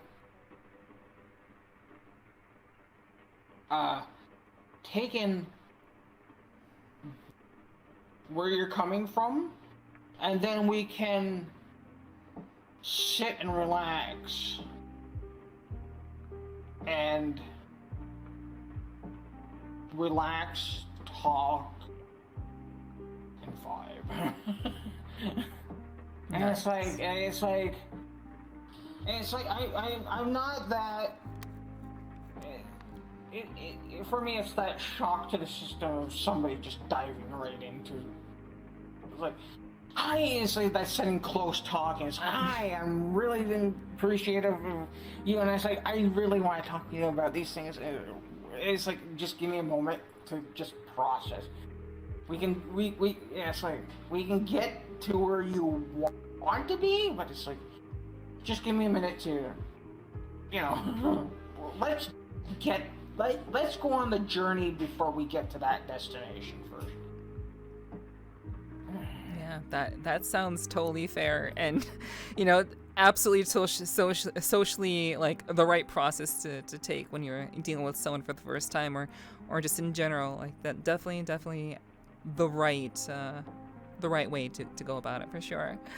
So speaking of going on the journey and let's kind of start things off slow type of thing. I always talk to everybody about this. I talk to everyone about this. And if you watch my other podcasts, you will know where this is going. I gotta ask about your love life. I gotta ask. No need. I will guide you. So I gotta ask. So it is the thing that I do because I think it's super interesting. I think everyone has very, very unique perspectives when it comes to this sort of thing, and I'm very, very curious to know what yours are. So So wow. Yeah. I'll ask you a question and then you can respond. I swear. so I guess what have you been in a relationship before? No. Okay. And with, I guess with that in mind, like what would you want to have in a partner if that's something? And well, I mean, have you, well, okay, well, actually we'll go in this direction. Have you ever wanted to be in a relationship with somebody?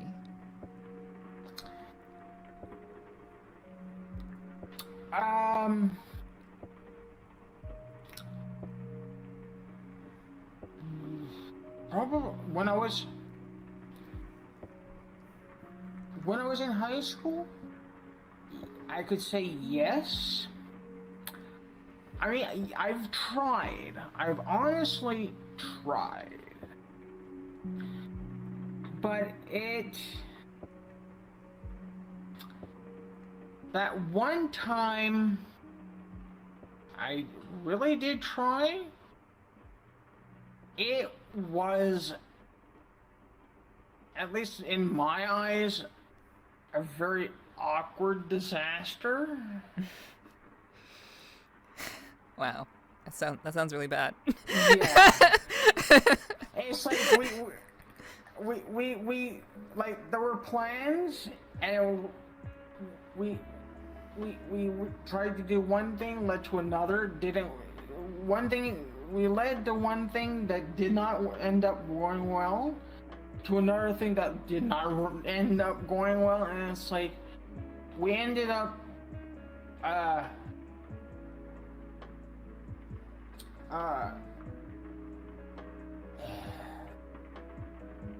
basically working our own way separately of how just awkward things just ended up after that date. So when it comes to dating, like after that, it's like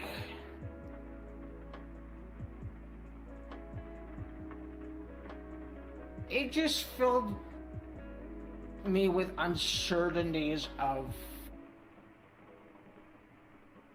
how to go about the idea of dating someone. It's like it led me with, I wouldn't say scars, but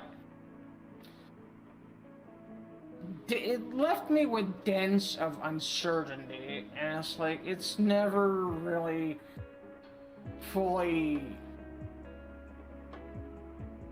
my desire had never really fully reignited from wanting to do it again. It's like, it always left a little doubt in my back of my head of wanting to, but it's like, the yearning is there, yes, I would like to, but it's like, I just don't know. Was that... And it's like, I've never really... Go ahead, sorry. I didn't mean to cut you off. I've just never really found that right person since the last time. Okay, so let's talk a little bit about that. So your belief was that the person who you were interacting with and were, hoping to start something with, you seemingly had good intentions, and that you were feeling confident about them being, like, quote unquote the right person. So what in your eyes would constitute the right person? Like if that person was there and was under that category and that didn't quite come together, I guess what would that look like to you now?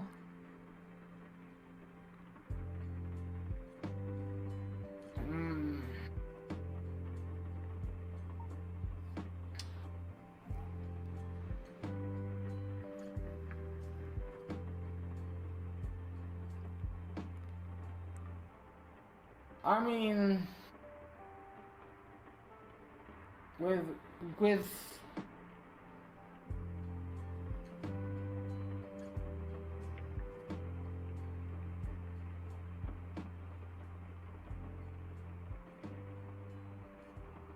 I mean, I've never really had it on the forethought of a lot, but it's like, preferably,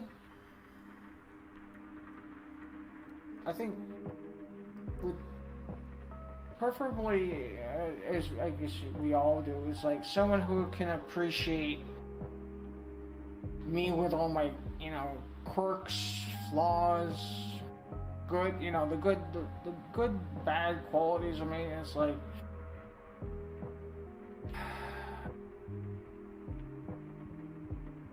I guess who definitely, you know, has the patience, who has patience, you know, with me. It's like,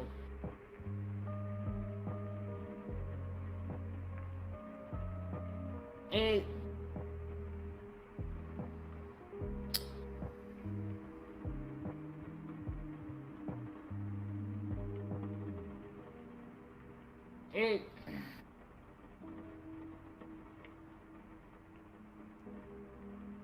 I mean, I'm not definitely not perfect. It's like I have quirks and flaws and all that, but it's like I always think of myself as like, you gotta take time with me, because I do eventually get to a point, but it's like it takes me time to eventually, you know, for my brain to get to that point that I usually try and make. It's like, but it's just like,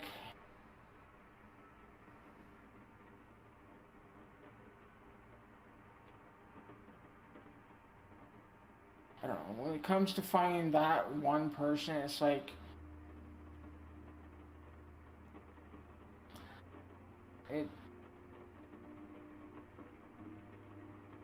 it's just something I never dove in, and it's like,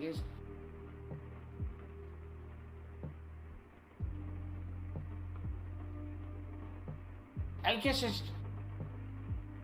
I've just been expanding my patience on that front of finding someone to be with. I think that's pretty, I feel like a number of guys would kind of feel that way about, you know, the whole enterprise of, you know, finding someone. Now, obviously, I personally think there's, you know, there could be someone for everyone. But the world is vast, and it's really difficult to really like find someone that really gets you. That's no joke. It can be really, really tough. I definitely empathize with people who struggle to kind of like, not only to like find someone who's like understanding of them, but just someone in general to even like feel like even remotely about in that way. So like I totally get it. So is your experience only with that one person, that one individual, or have there been other I guess attempts that kind of led you to kind of like, I don't really need this whole romantic thing, you know? No, there was this one time when I was in, you know, high school, but there was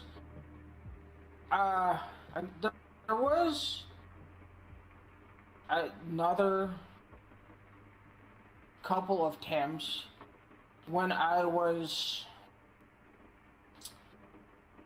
ironically using IMVU. Thought, you know, there could be something there, but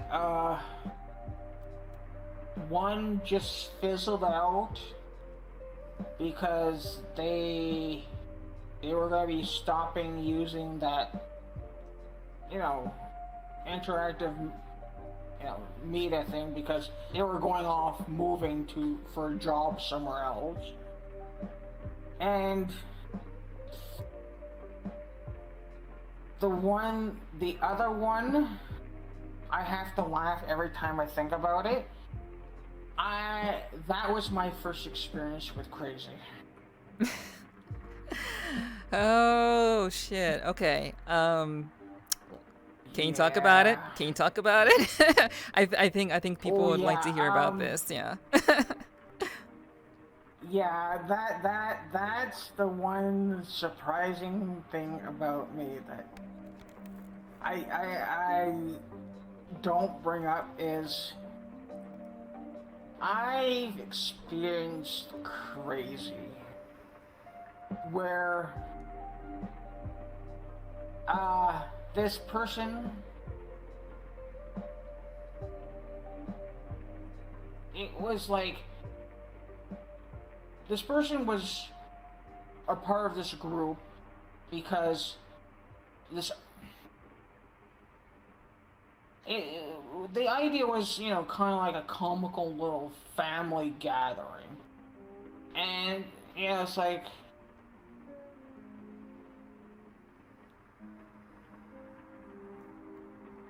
kind of like a friend of the group is, she, like, I guess you can say the dynamic between the two people I'm thinking of was like, they're friends, but almost like a mother-daughter thing. Because one person was much older than the person who was interested in me by, at least a couple of decades. It's like she was older than me at the time by probably 5 years. The crazy one or the other one? Yes, the crazy one. Okay. The crazy one was 5 years older than me, but it's like she was socializing with like me and the crazy one were socializing with the quote-unquote friend of the group who was like the matriarch family, who was much older than both of us. And it's like we would just, hang out in whatever group, like we would, like the idea of hanging out on our VRC as a group. And it's like the crazy one was like, for the time what we've been hanging out, I've been getting feelings towards you. And it's like, that when they told me that, it threw me because I was aware of at the time she was seeing someone, and wherever she was, she had just I was aware that she would see somebody for a bit until that they didn't appeal to her. He didn't want her. It's like she was cast off and then move on to someone else. So she had her own dynamic that kind of like me and the older person would kind of, talk and help her through when it kind of became vital. But when her sights turned on to me, it's like, oh, and it's like, I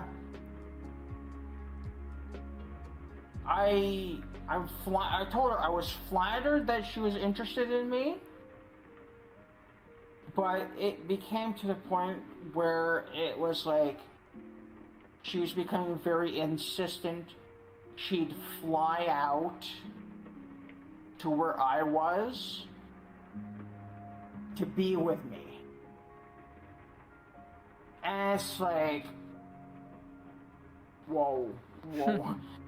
me and the older person had to take, time to convince her. It's like, this is not a good idea.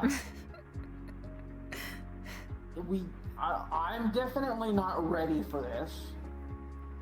I don't think you are, because you're just, as we explained, she was just getting on or off of a relationship, probably not long beforehand. But it's like, it just felt like she was trying to fill that void in her heart. And she was just being very chaotic about it. And it was throwing me off for a loop, and the whole group seeing her be this way. So it's like that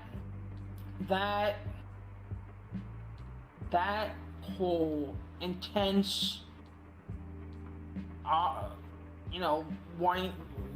intense person wanting to love me in a very through me, and it's like kind of always in the back of my cooled off my desire to go out there, and it's like, I mean, between the 2 times I've tried dating, it's like it's tempered and cooled my desire to find someone, but it's like I would always appreciate being able to find, at least in my mind, that it's like I can turn to and say, I love you and I appreciate you being there with me, for me, and I can be the same with you. And it's like, at least be able to, ideally cuddle and snuggle with, and just know that, we would both be there for each other. But it's like, it's just,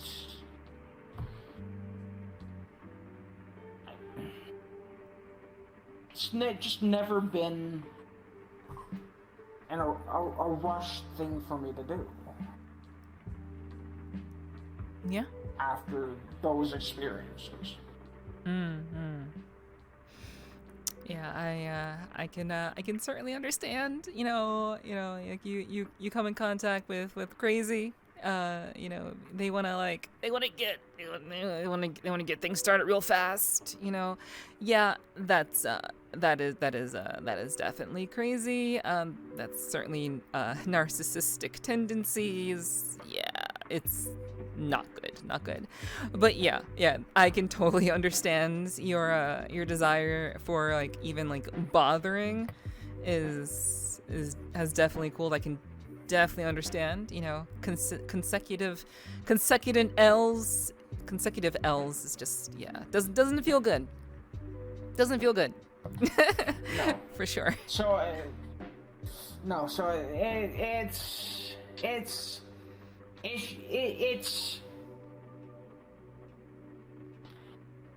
it's just, when it comes to the love department, I've been very mellowed about it. I mean, the idea of being loved is still strongly there, but it's like,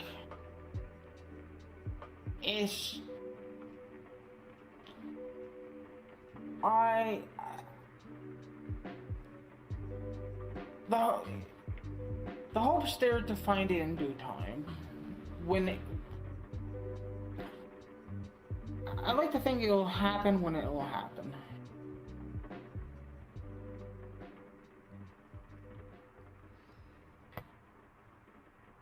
Yeah, I can agree with that. I think it's best to let those sorts of things happen when they're meant to. I think you never know. Like, I think forcing affection, forcing a romantic connection with somebody is definitely no bueno. It's not ideally going to go very well if it's tried to be forced. I think it's ideal when, I think from what I've observed, it's best when things kind of just happen naturally and things just kind of come together in a way that that just kind of like unexpectedly makes sense. It's effortless. It doesn't cause any sort of it doesn't cause any drama. It's not anything that's like tearing your life apart. It's effortless. It just kind of goes with the flow, and just kind of letting that sort of thing happen, and letting love come to you, I think, is really the best way to like kind of live. I've certainly been in a situation where I've chased. Like, I have been a chaser, for sure. I've done it, and it never goes well. It never goes well. So like, I totally can relate and understand. I think you're taking the right approach. You're living your life. You're enjoying the way things are for you now, and if it comes to you, then it comes to you. It's I think that's really the best way to go about it. It's the path of least resistance. I think chasing causes the most resistance, and that's no good for anybody. So I think you're doing it right, Moog. You're doing it right. At least for me, in how I like, at least one option I'm kind of going with, at least keeping on the table, is I'm keeping my I'm keeping my eyes open. I'm not gonna force it, but it's, if there's an opportunity there, I'll gladly walk down that path and see where it goes. And if it doesn't work out, okay. If it does, wonderful.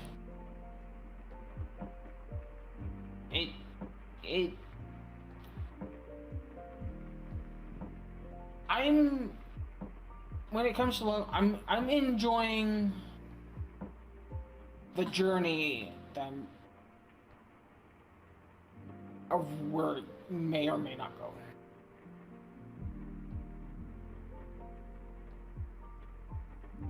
Yeah. I'm right there with you. Yeah. The journey is everything. It's we are, I firmly believe that we are our own main characters in our own individual stories, and making sure that we're taking care of ourselves, and loving ourselves before we can even consider loving someone else, I think is the best way. We gotta get ourselves together. We gotta keep ourselves in check before we can even worry about that sort of thing. So like focusing on the journey, doing what you feel is best for you at this point in your life is the best. I think that is the best thing anyone can do. So yeah. Obviously, I think it sounds like you'll be fine, just kind of, going at it alone. But, if you end up getting there, then, I hope to hear about it someday.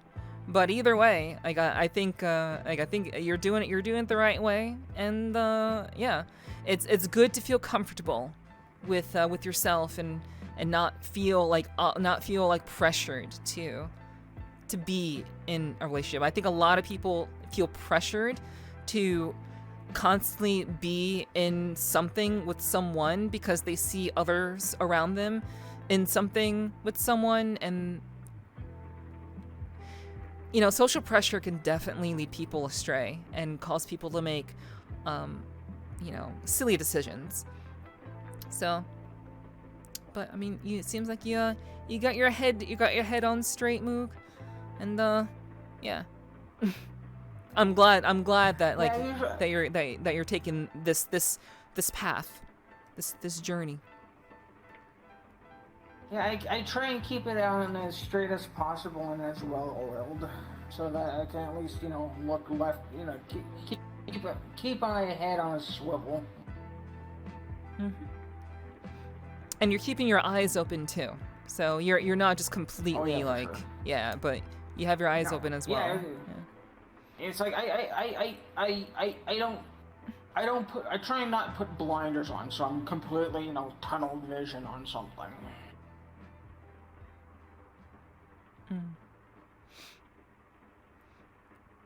So, I got a question for you. This will be the last like romance related question that I ask you. If you were in a situation, well, actually not in a situation, but because you're in the situation right now, actually. So, if you could say anything to someone that that could potentially be someone that would, you know, that'd be interested in you, if you could tell that person something about yourself, or like just like something about you that I think is important to you, what would be that something that you would say to them? Obviously, this is all hypothetical, but like if you could tell someone that would be interested in you one thing, what would be that thing?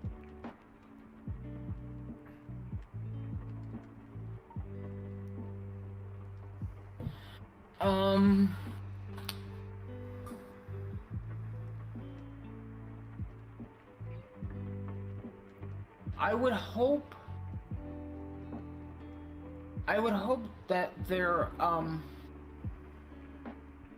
feelings and interactions and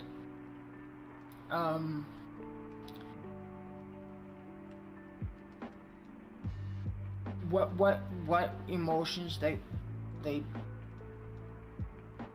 get from me gives them that feeling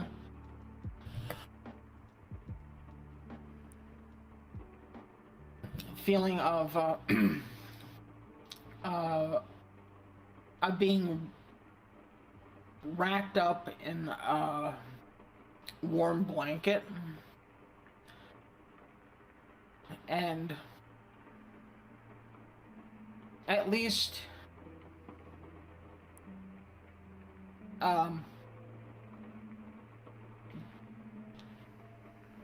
in spending time with me would be like giving them that warm, safe, secure feeling, knowing that this is I'm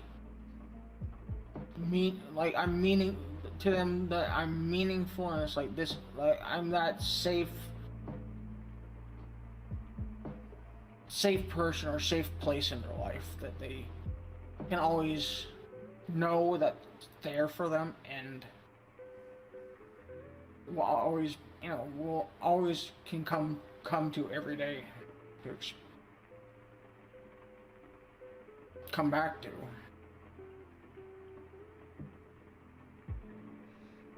Yeah, I like that.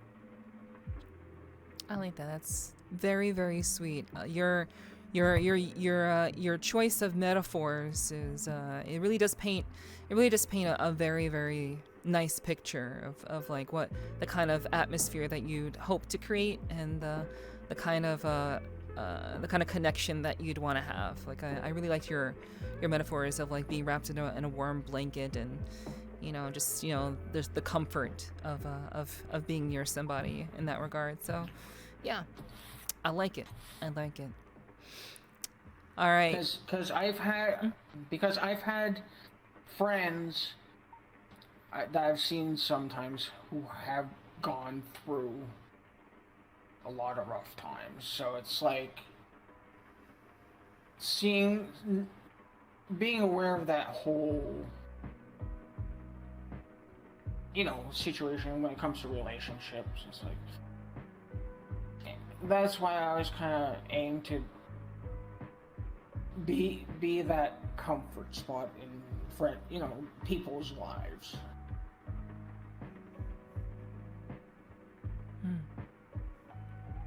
Yeah, I think that's a great approach towards it, for sure. So I have one more area that I'd like to kind of touch on with you, And that area is hobbies. Hobbies.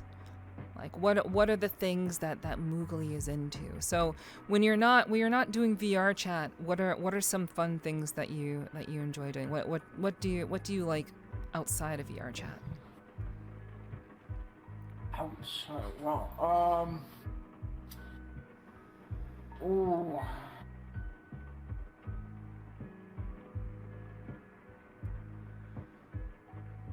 I mean, It can be games, it could be watching stuff. It doesn't have to be like something like out in the real world, or anything. But like it could be like it could be anything. Like what do you find fun to do outside of VR chat? I mean, sure there are other games I definitely do appreciate, to just play and just relax to outside of VRC. But the real quirkiest things, I wouldn't say quirkiest, but humorous things that have always been stuck with me, because my dad always did it, was, he started it for me when I was young, it was coin collecting, hockey card collecting, because he had his own stash, and we'd always do it together. And sometimes I would always like to go down to the hobby shop and look at the little model frames, so when I could. Mm-hmm. But it's like, the one thing that probably would really, I mean, it's always interesting to see it, but it's like the one thing probably from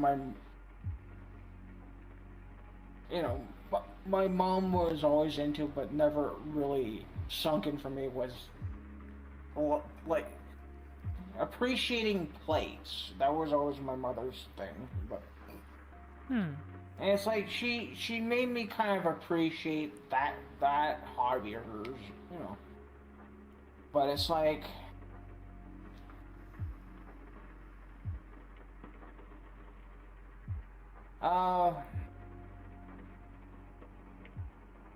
but mainly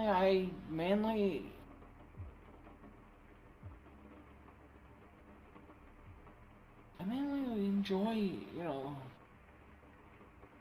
lately I've been enjoying, other games on here, but just sitting down by the water and ironically watching the boats go by. I imagine that's kind of like that's in real life, right? Yeah. That's been my newer interest that's kind of popped up. It's just on those nice days to be outside is just.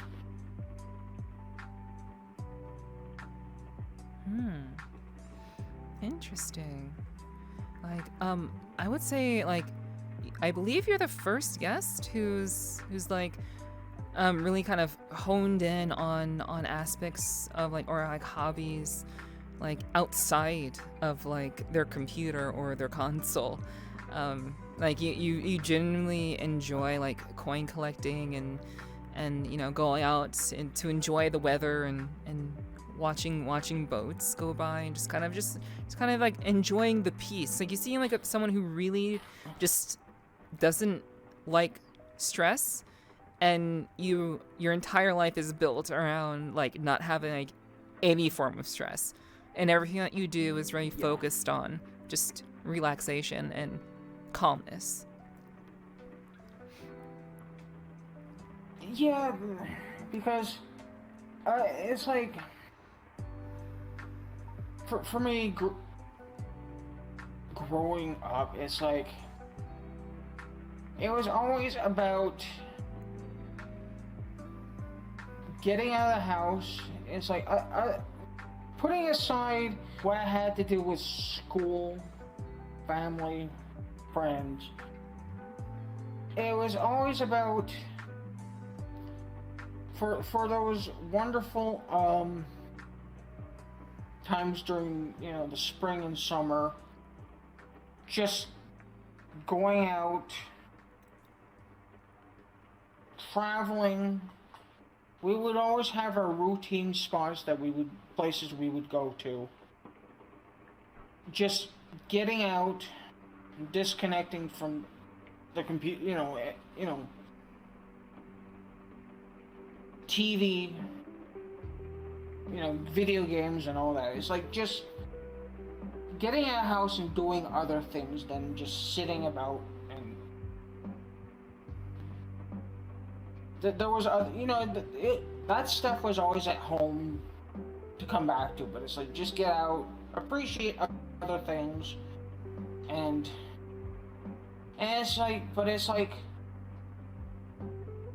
there are times, you know, between my parents, it was always, they'd have their frequent intense moments, then it's like I just needed to just, you know, other things just to calm myself and just relax with. So it's like I would always find other things outside of the house just to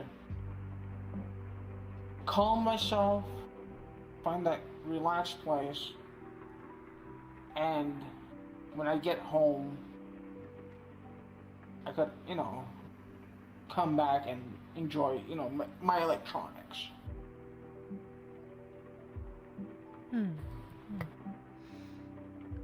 So that has I guess that mindset, that way of living, lifestyle. Well, that's the word I'm looking for. That lifestyle it's been with you since childhood, and it's still with you now. It seems like, and yeah. So I guess like,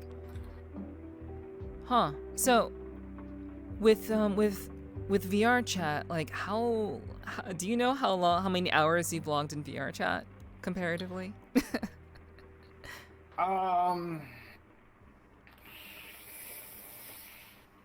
I think the last time I looked, it was over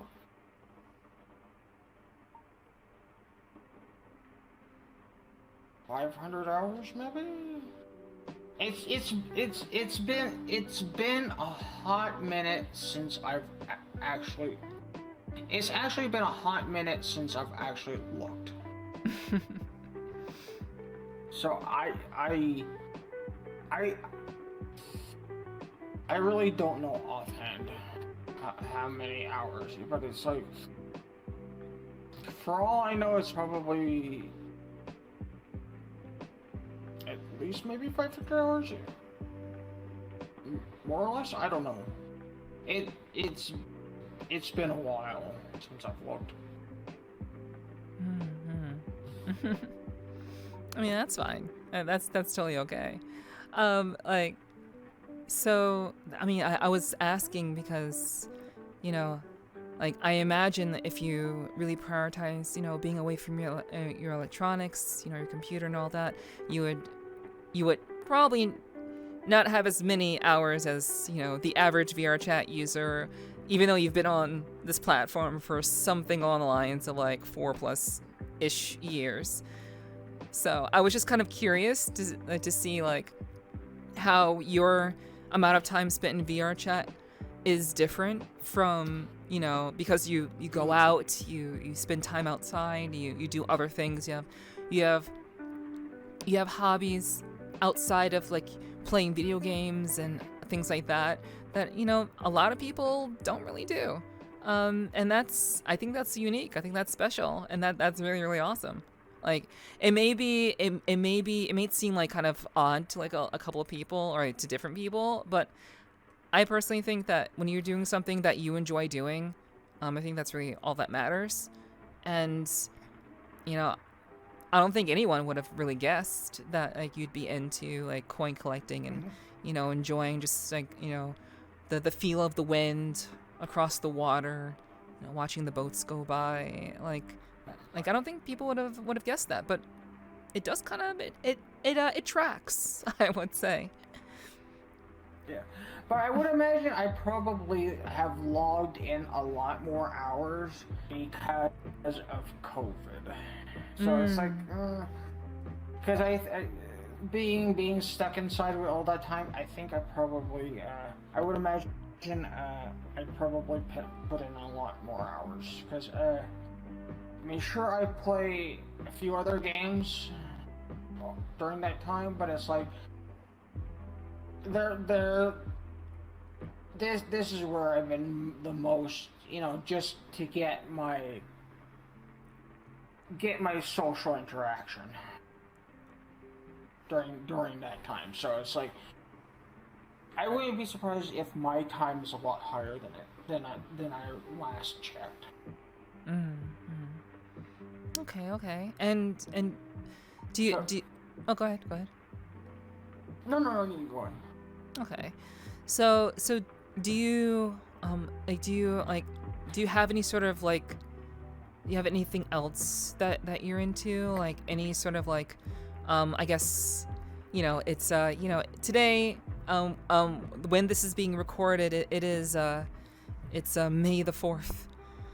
So do you have any interests, like you know certain genres, certain you know certain kind of I guess fandoms, anything of that nature, any sort of like types of I guess that any sort of things that you like really enjoy, like in general,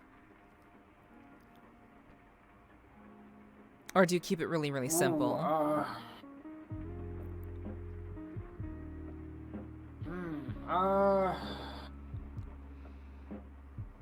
Let's see. I mean, I definitely appreciate the sci-fi fantasy genres. Okay. Probably one aspect that probably people would probably not would be maybe a little surprised to know I'm kind of into would be the medieval themes and you know, kind of like medieval knight stuff, but also you could also have a bit of a gothic twist. It's like, you know, it's like I'm into that, interested in the whole gothic also. Interesting. The first thing that came to mind when we said gothic was Bloodborne. Yeah, I mean that type of game was always just humorous for me to, you know, see people play with it. I never played it myself, but probably I mean the whole idea of the gothic genre probably was during the film, you know, it's more during gothic style films that probably got me into it, or you know, the old medieval type films. That's where that genre kind of really sunk into me. I see. Okay.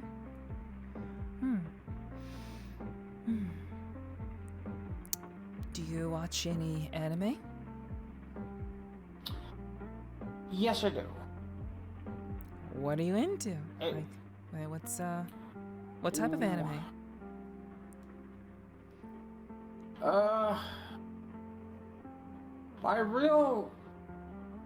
probably my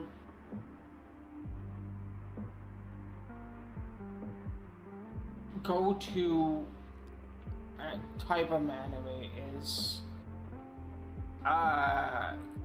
your isekai type animes. Okay. But then,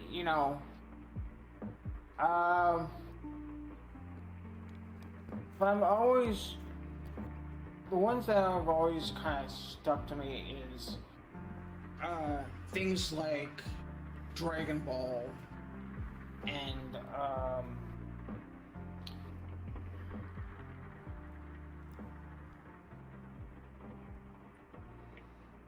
or at least, the old, I gotta think of what it was.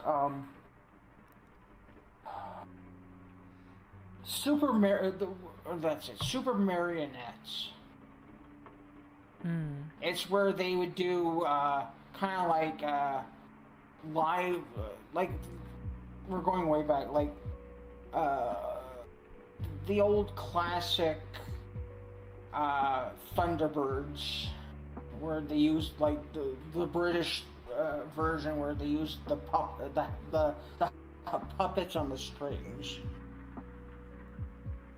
And it's like I always was into those older cartoons, or that they eventually brought up to modern, newer cartoons. So you said you enjoy the isekai genre, and like a lot of the older anime was along the lines of like they were very much experimental, especially in the 80s. Mainly like sort of like in the late 80s to like throughout the 90s, the spacefaring kind of adventure genre, like the sci-fi space stuff was very, very popular there. Back in the late 70s to 80s, there was like the mecha genre kind of blew up with Astro Boy and things of that nature. Obviously Mobile Suit Gundam, things like that. So like, was there anything like in that vein that you're into? Because I'm trying to like pinpoint like what you referred to. So yeah. The one thing that I always, it's like mobile. The one thing I always enjoyed was, like you said, Mobile Suit Gundam, but also my Saturday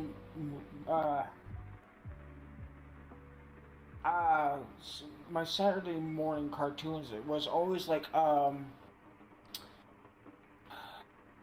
remember it was something like, I think it was Space Rangers and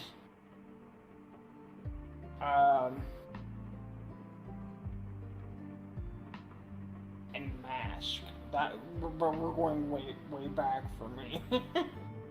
Did you say Mask? Did you say Mask or Mash? Yeah. No, Mask. Mask. Okay. It was like a very old, very early, sci-fi type cartoon, where it's like it was about space rangers. Okay. Of sorts. Okay.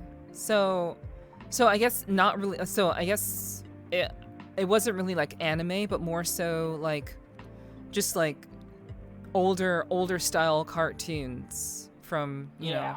Okay, gotcha. Yeah, it's like that was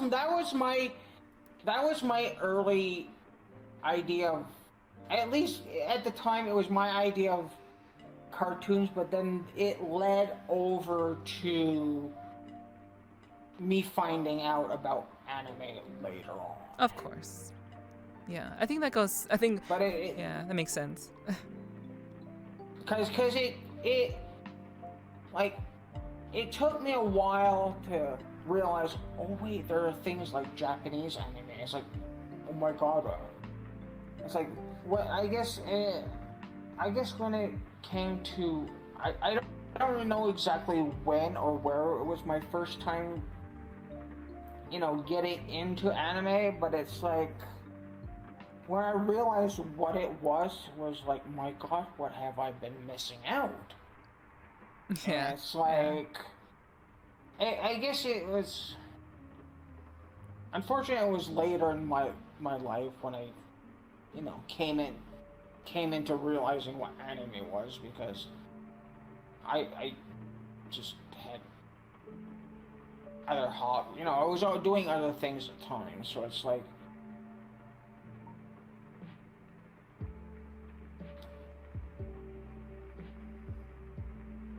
I mean, makes sense. Totally makes sense. Yeah. Everyone has a different path that leads towards anime, and yours was just it was very, very unconventional. But I mean, eventually you figured it out. You figured out what was like what to differentiate between traditional cartoons like Western cartoons and Japanese style cartoons. Do you have a favorite isekai?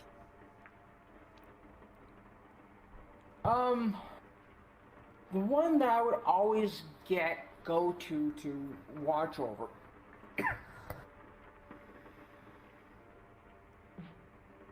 would be Overlord. Yes. Good choice. Good choice. That I would always go back to watching Overlord.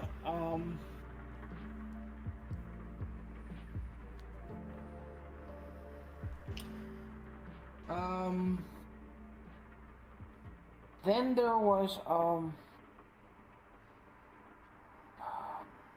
it's been a while since I've seen it, but,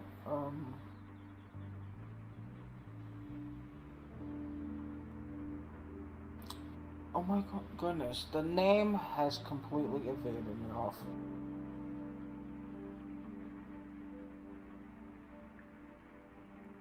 I can start firing off a variety of isekai. Yeah, I know. It's like, for the love of me, I just can't. I can picture it, but it's like the name escapes me at the moment. Dot hack sign. Oh.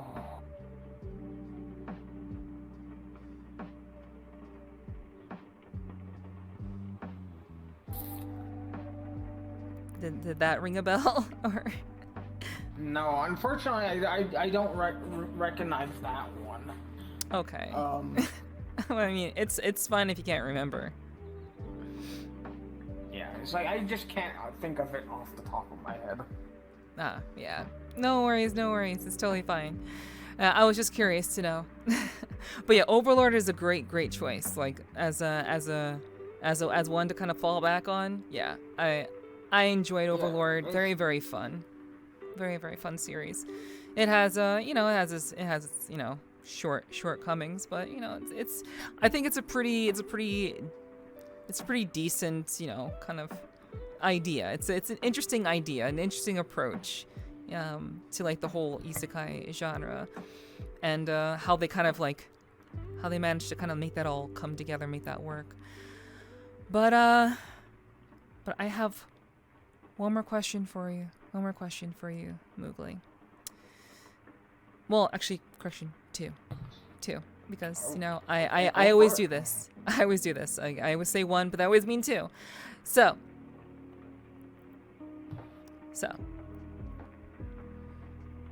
a lot of people, from what I've heard, consider you a pillar of their communities. Like, you kind of represent like a number of different communities that I myself am a part of as well. And I know some of these people who've said these things, and I don't know if you've heard of it. Like from your from your expression, from what I just heard, it sounds like you have heard this before. But I'm curious to know how you feel about that, because I think like people legitimately look at you as like you're like the I hate to use this term, like I mean no disrespect, but you're like the mascot of like of like Yeah. many communities, and it's pretty. I think it's pretty adorable, honestly. But how does that make you feel? Like, what do you think about that idea? I mean, I graciously accept the role as the mascot of the communities that I'm a part of, but it's like I comically ask them every time that it's mentioned. It's like I always take it. I always humorously take it. It's like, why? It's like, I get it. I'm around all the time. You see me. I'm here. I'm the lovable little guy, cat creature that you guys see. Almost every day. It's like, I appreciate.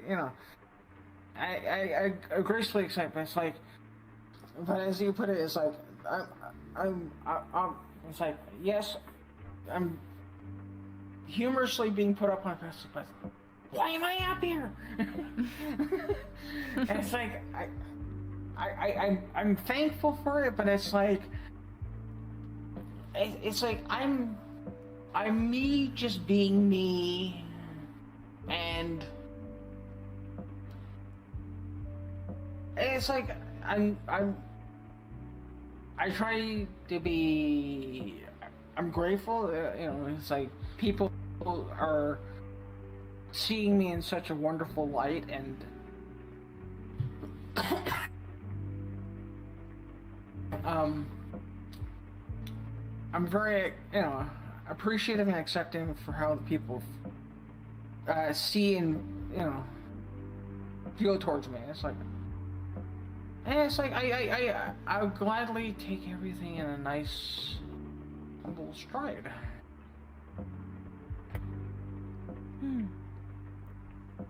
Cool. I've wanted to get your take on that idea. It's an idea I've heard quite a lot, and it's nice to hear like your perspective on it and how you feel about it. So thank you for sharing that. And the last major question I want to ask you is, where would you like to be in 5 years? So I ask everyone this question at the end of the podcast. So where would you like to be? Where would you like to see? Ideally, where would you want to be in 5 years?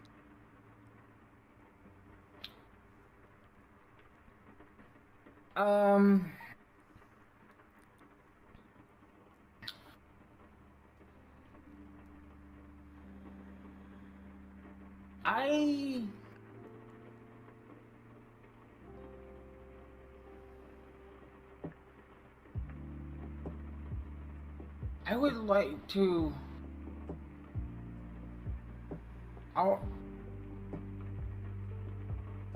It's something I never probably truly thought of too hard in, but I would always like to think that I'm going to be always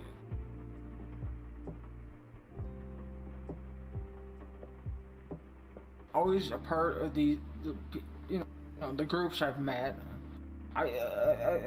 As far as I'm aware, I don't plan on going anywhere. Things will probably most certainly, change in some way down the road. How? I don't know. I can't say. But I would always like to think that, with some certainty,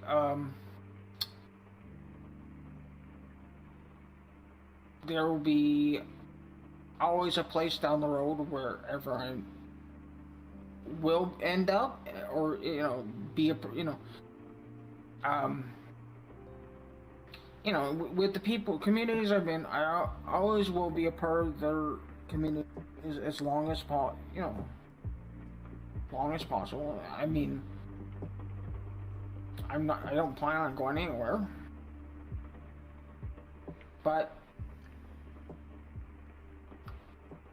I always keep the idea is like time changes things. So it's like I can never say fully where I'm going to be down the road. Sure, of course, of course. But where would you like to be? Do you have maybe a goal in mind that you're pursuing at the moment? Anything that you'd like to see completed, or anything of that nature? Um, I would I would like to see myself in a place where I can be even in a better peace of mind of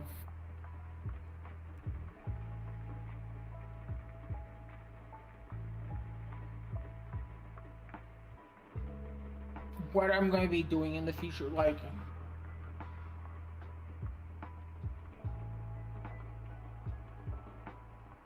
when it comes to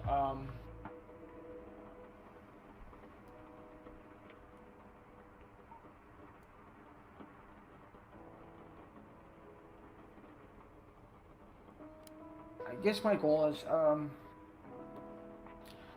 I've been going through a transition, and I'm still in that transition, and I'm still looking for that stability where I know for certain that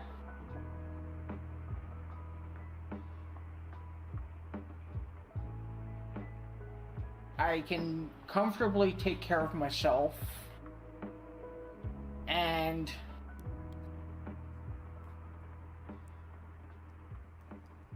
still have the peace of mind, you know, coming home at night and being interacting with the people I've grown to know and appreciate and love for who they are. That's where I would like to see myself in 5 years. It's like in a more comfortable and secure place down the road. Surrounded by the people that you care about. Yes. I like the sound of that. That is really, really lovely. Like, it seems that no matter where you go or where you're aiming towards, you want to bring the people who have shown you love and care along for the ride. It seems like that's truly your heart's desire. You found many people in VRChat who've changed your life and made you better. And no matter where you go in the future, you're hopeful that despite that transition, you'll end up in a place where you can be comfortable and secure, and you can still be with the people that matter most to you. And I think that's it's really, really special.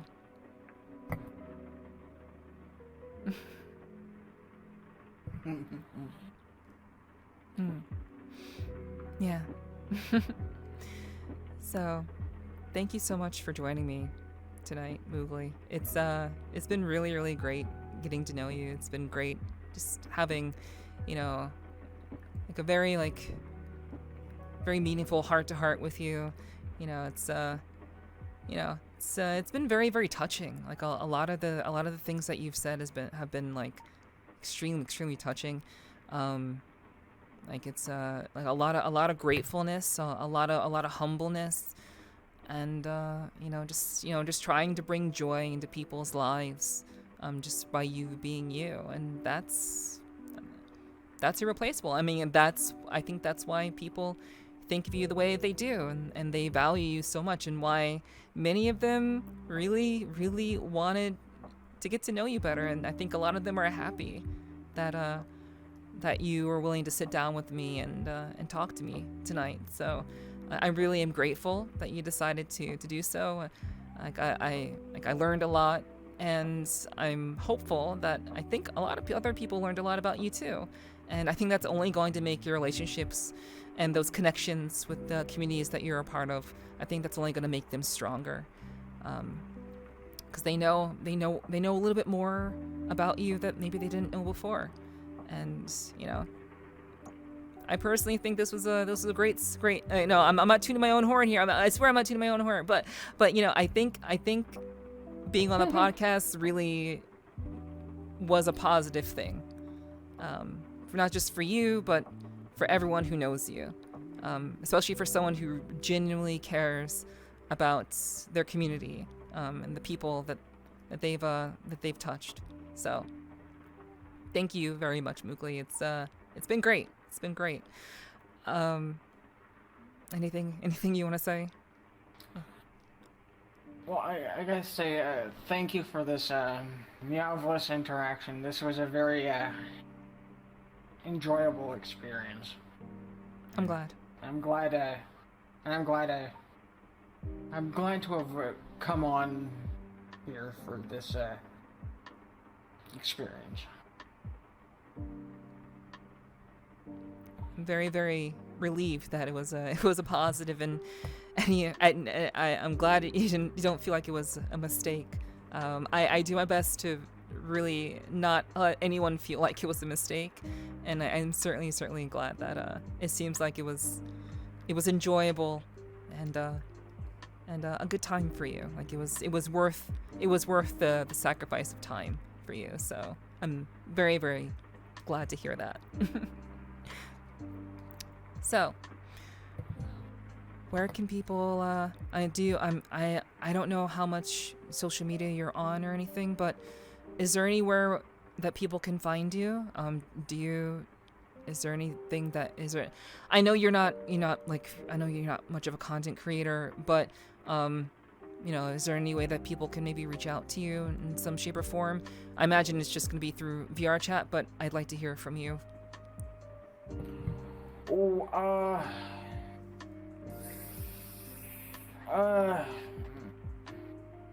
I mean,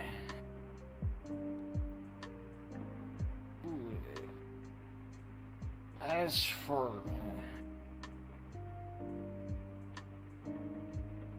and if there's not, if there isn't anything, it's okay. You don't have to force it if there's nothing. No, I mean, I usually, yeah, I do have my own social media, but it's like I usually don't have anything to promote. It's like I mainly, like, when it comes to things like Twitch and or YouTube, it's like I'm mainly just the person who is the viewee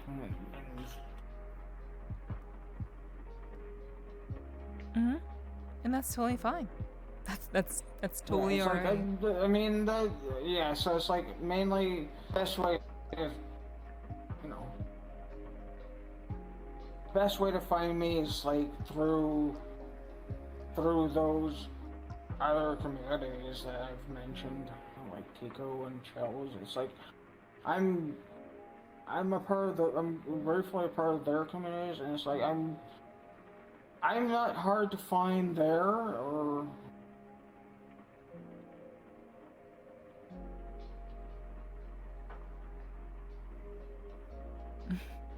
all right. Hey, that works for me. That totally works for me. So, yeah. Well, as for me, where you can find me, obviously this is already going to be on YouTube, but for those who may be watching this live, if you have a desire to find me, I'm on YouTube at Nepherti, with one eye on YouTube, and on Twitter and Twitch, actually. On Twitter and Twitch, you can find me at Nepherti with two eyes.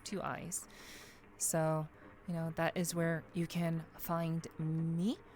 And, I really hope you all enjoyed tonight's episode. I sincerely hope that you did. I hope that it was a good time for you. Hopefully, you walked away with something meaningful. And of course, if you really did enjoy tonight's podcast, you enjoy watching this episode, please, I encourage you, do like, subscribe, leave a comment if there's something about tonight's talk that really touched you or really impacted you in some shape or form that you could maybe relate to. Don't hesitate to do so. I'd love to hear from you. And, as always, I hope you'll tune in to the next upcoming podcast. For sure. It's, I think I finally have a rhythm of doing these. And I think this is kind of a mainstay. A lot of people seemingly enjoy these conversations, and I think I've finally gotten to a point where I can keep doing them, and I'm hopeful that you guys will keep enjoying it and keep supporting them, whether on YouTube or on Twitch. Either is really, really appreciated, and I hope you look forward to the next one. So until next time, thank you once again for tuning in, and I will see you all in the next episode of the Sweet Talking Podcast. So, bye-bye. I'll see you all again real soon, and thank you again, Moogly, for joining me tonight. It was awesome. You did great. my pleasure. All right, I'll see you guys. See you guys again real soon. Bye-bye.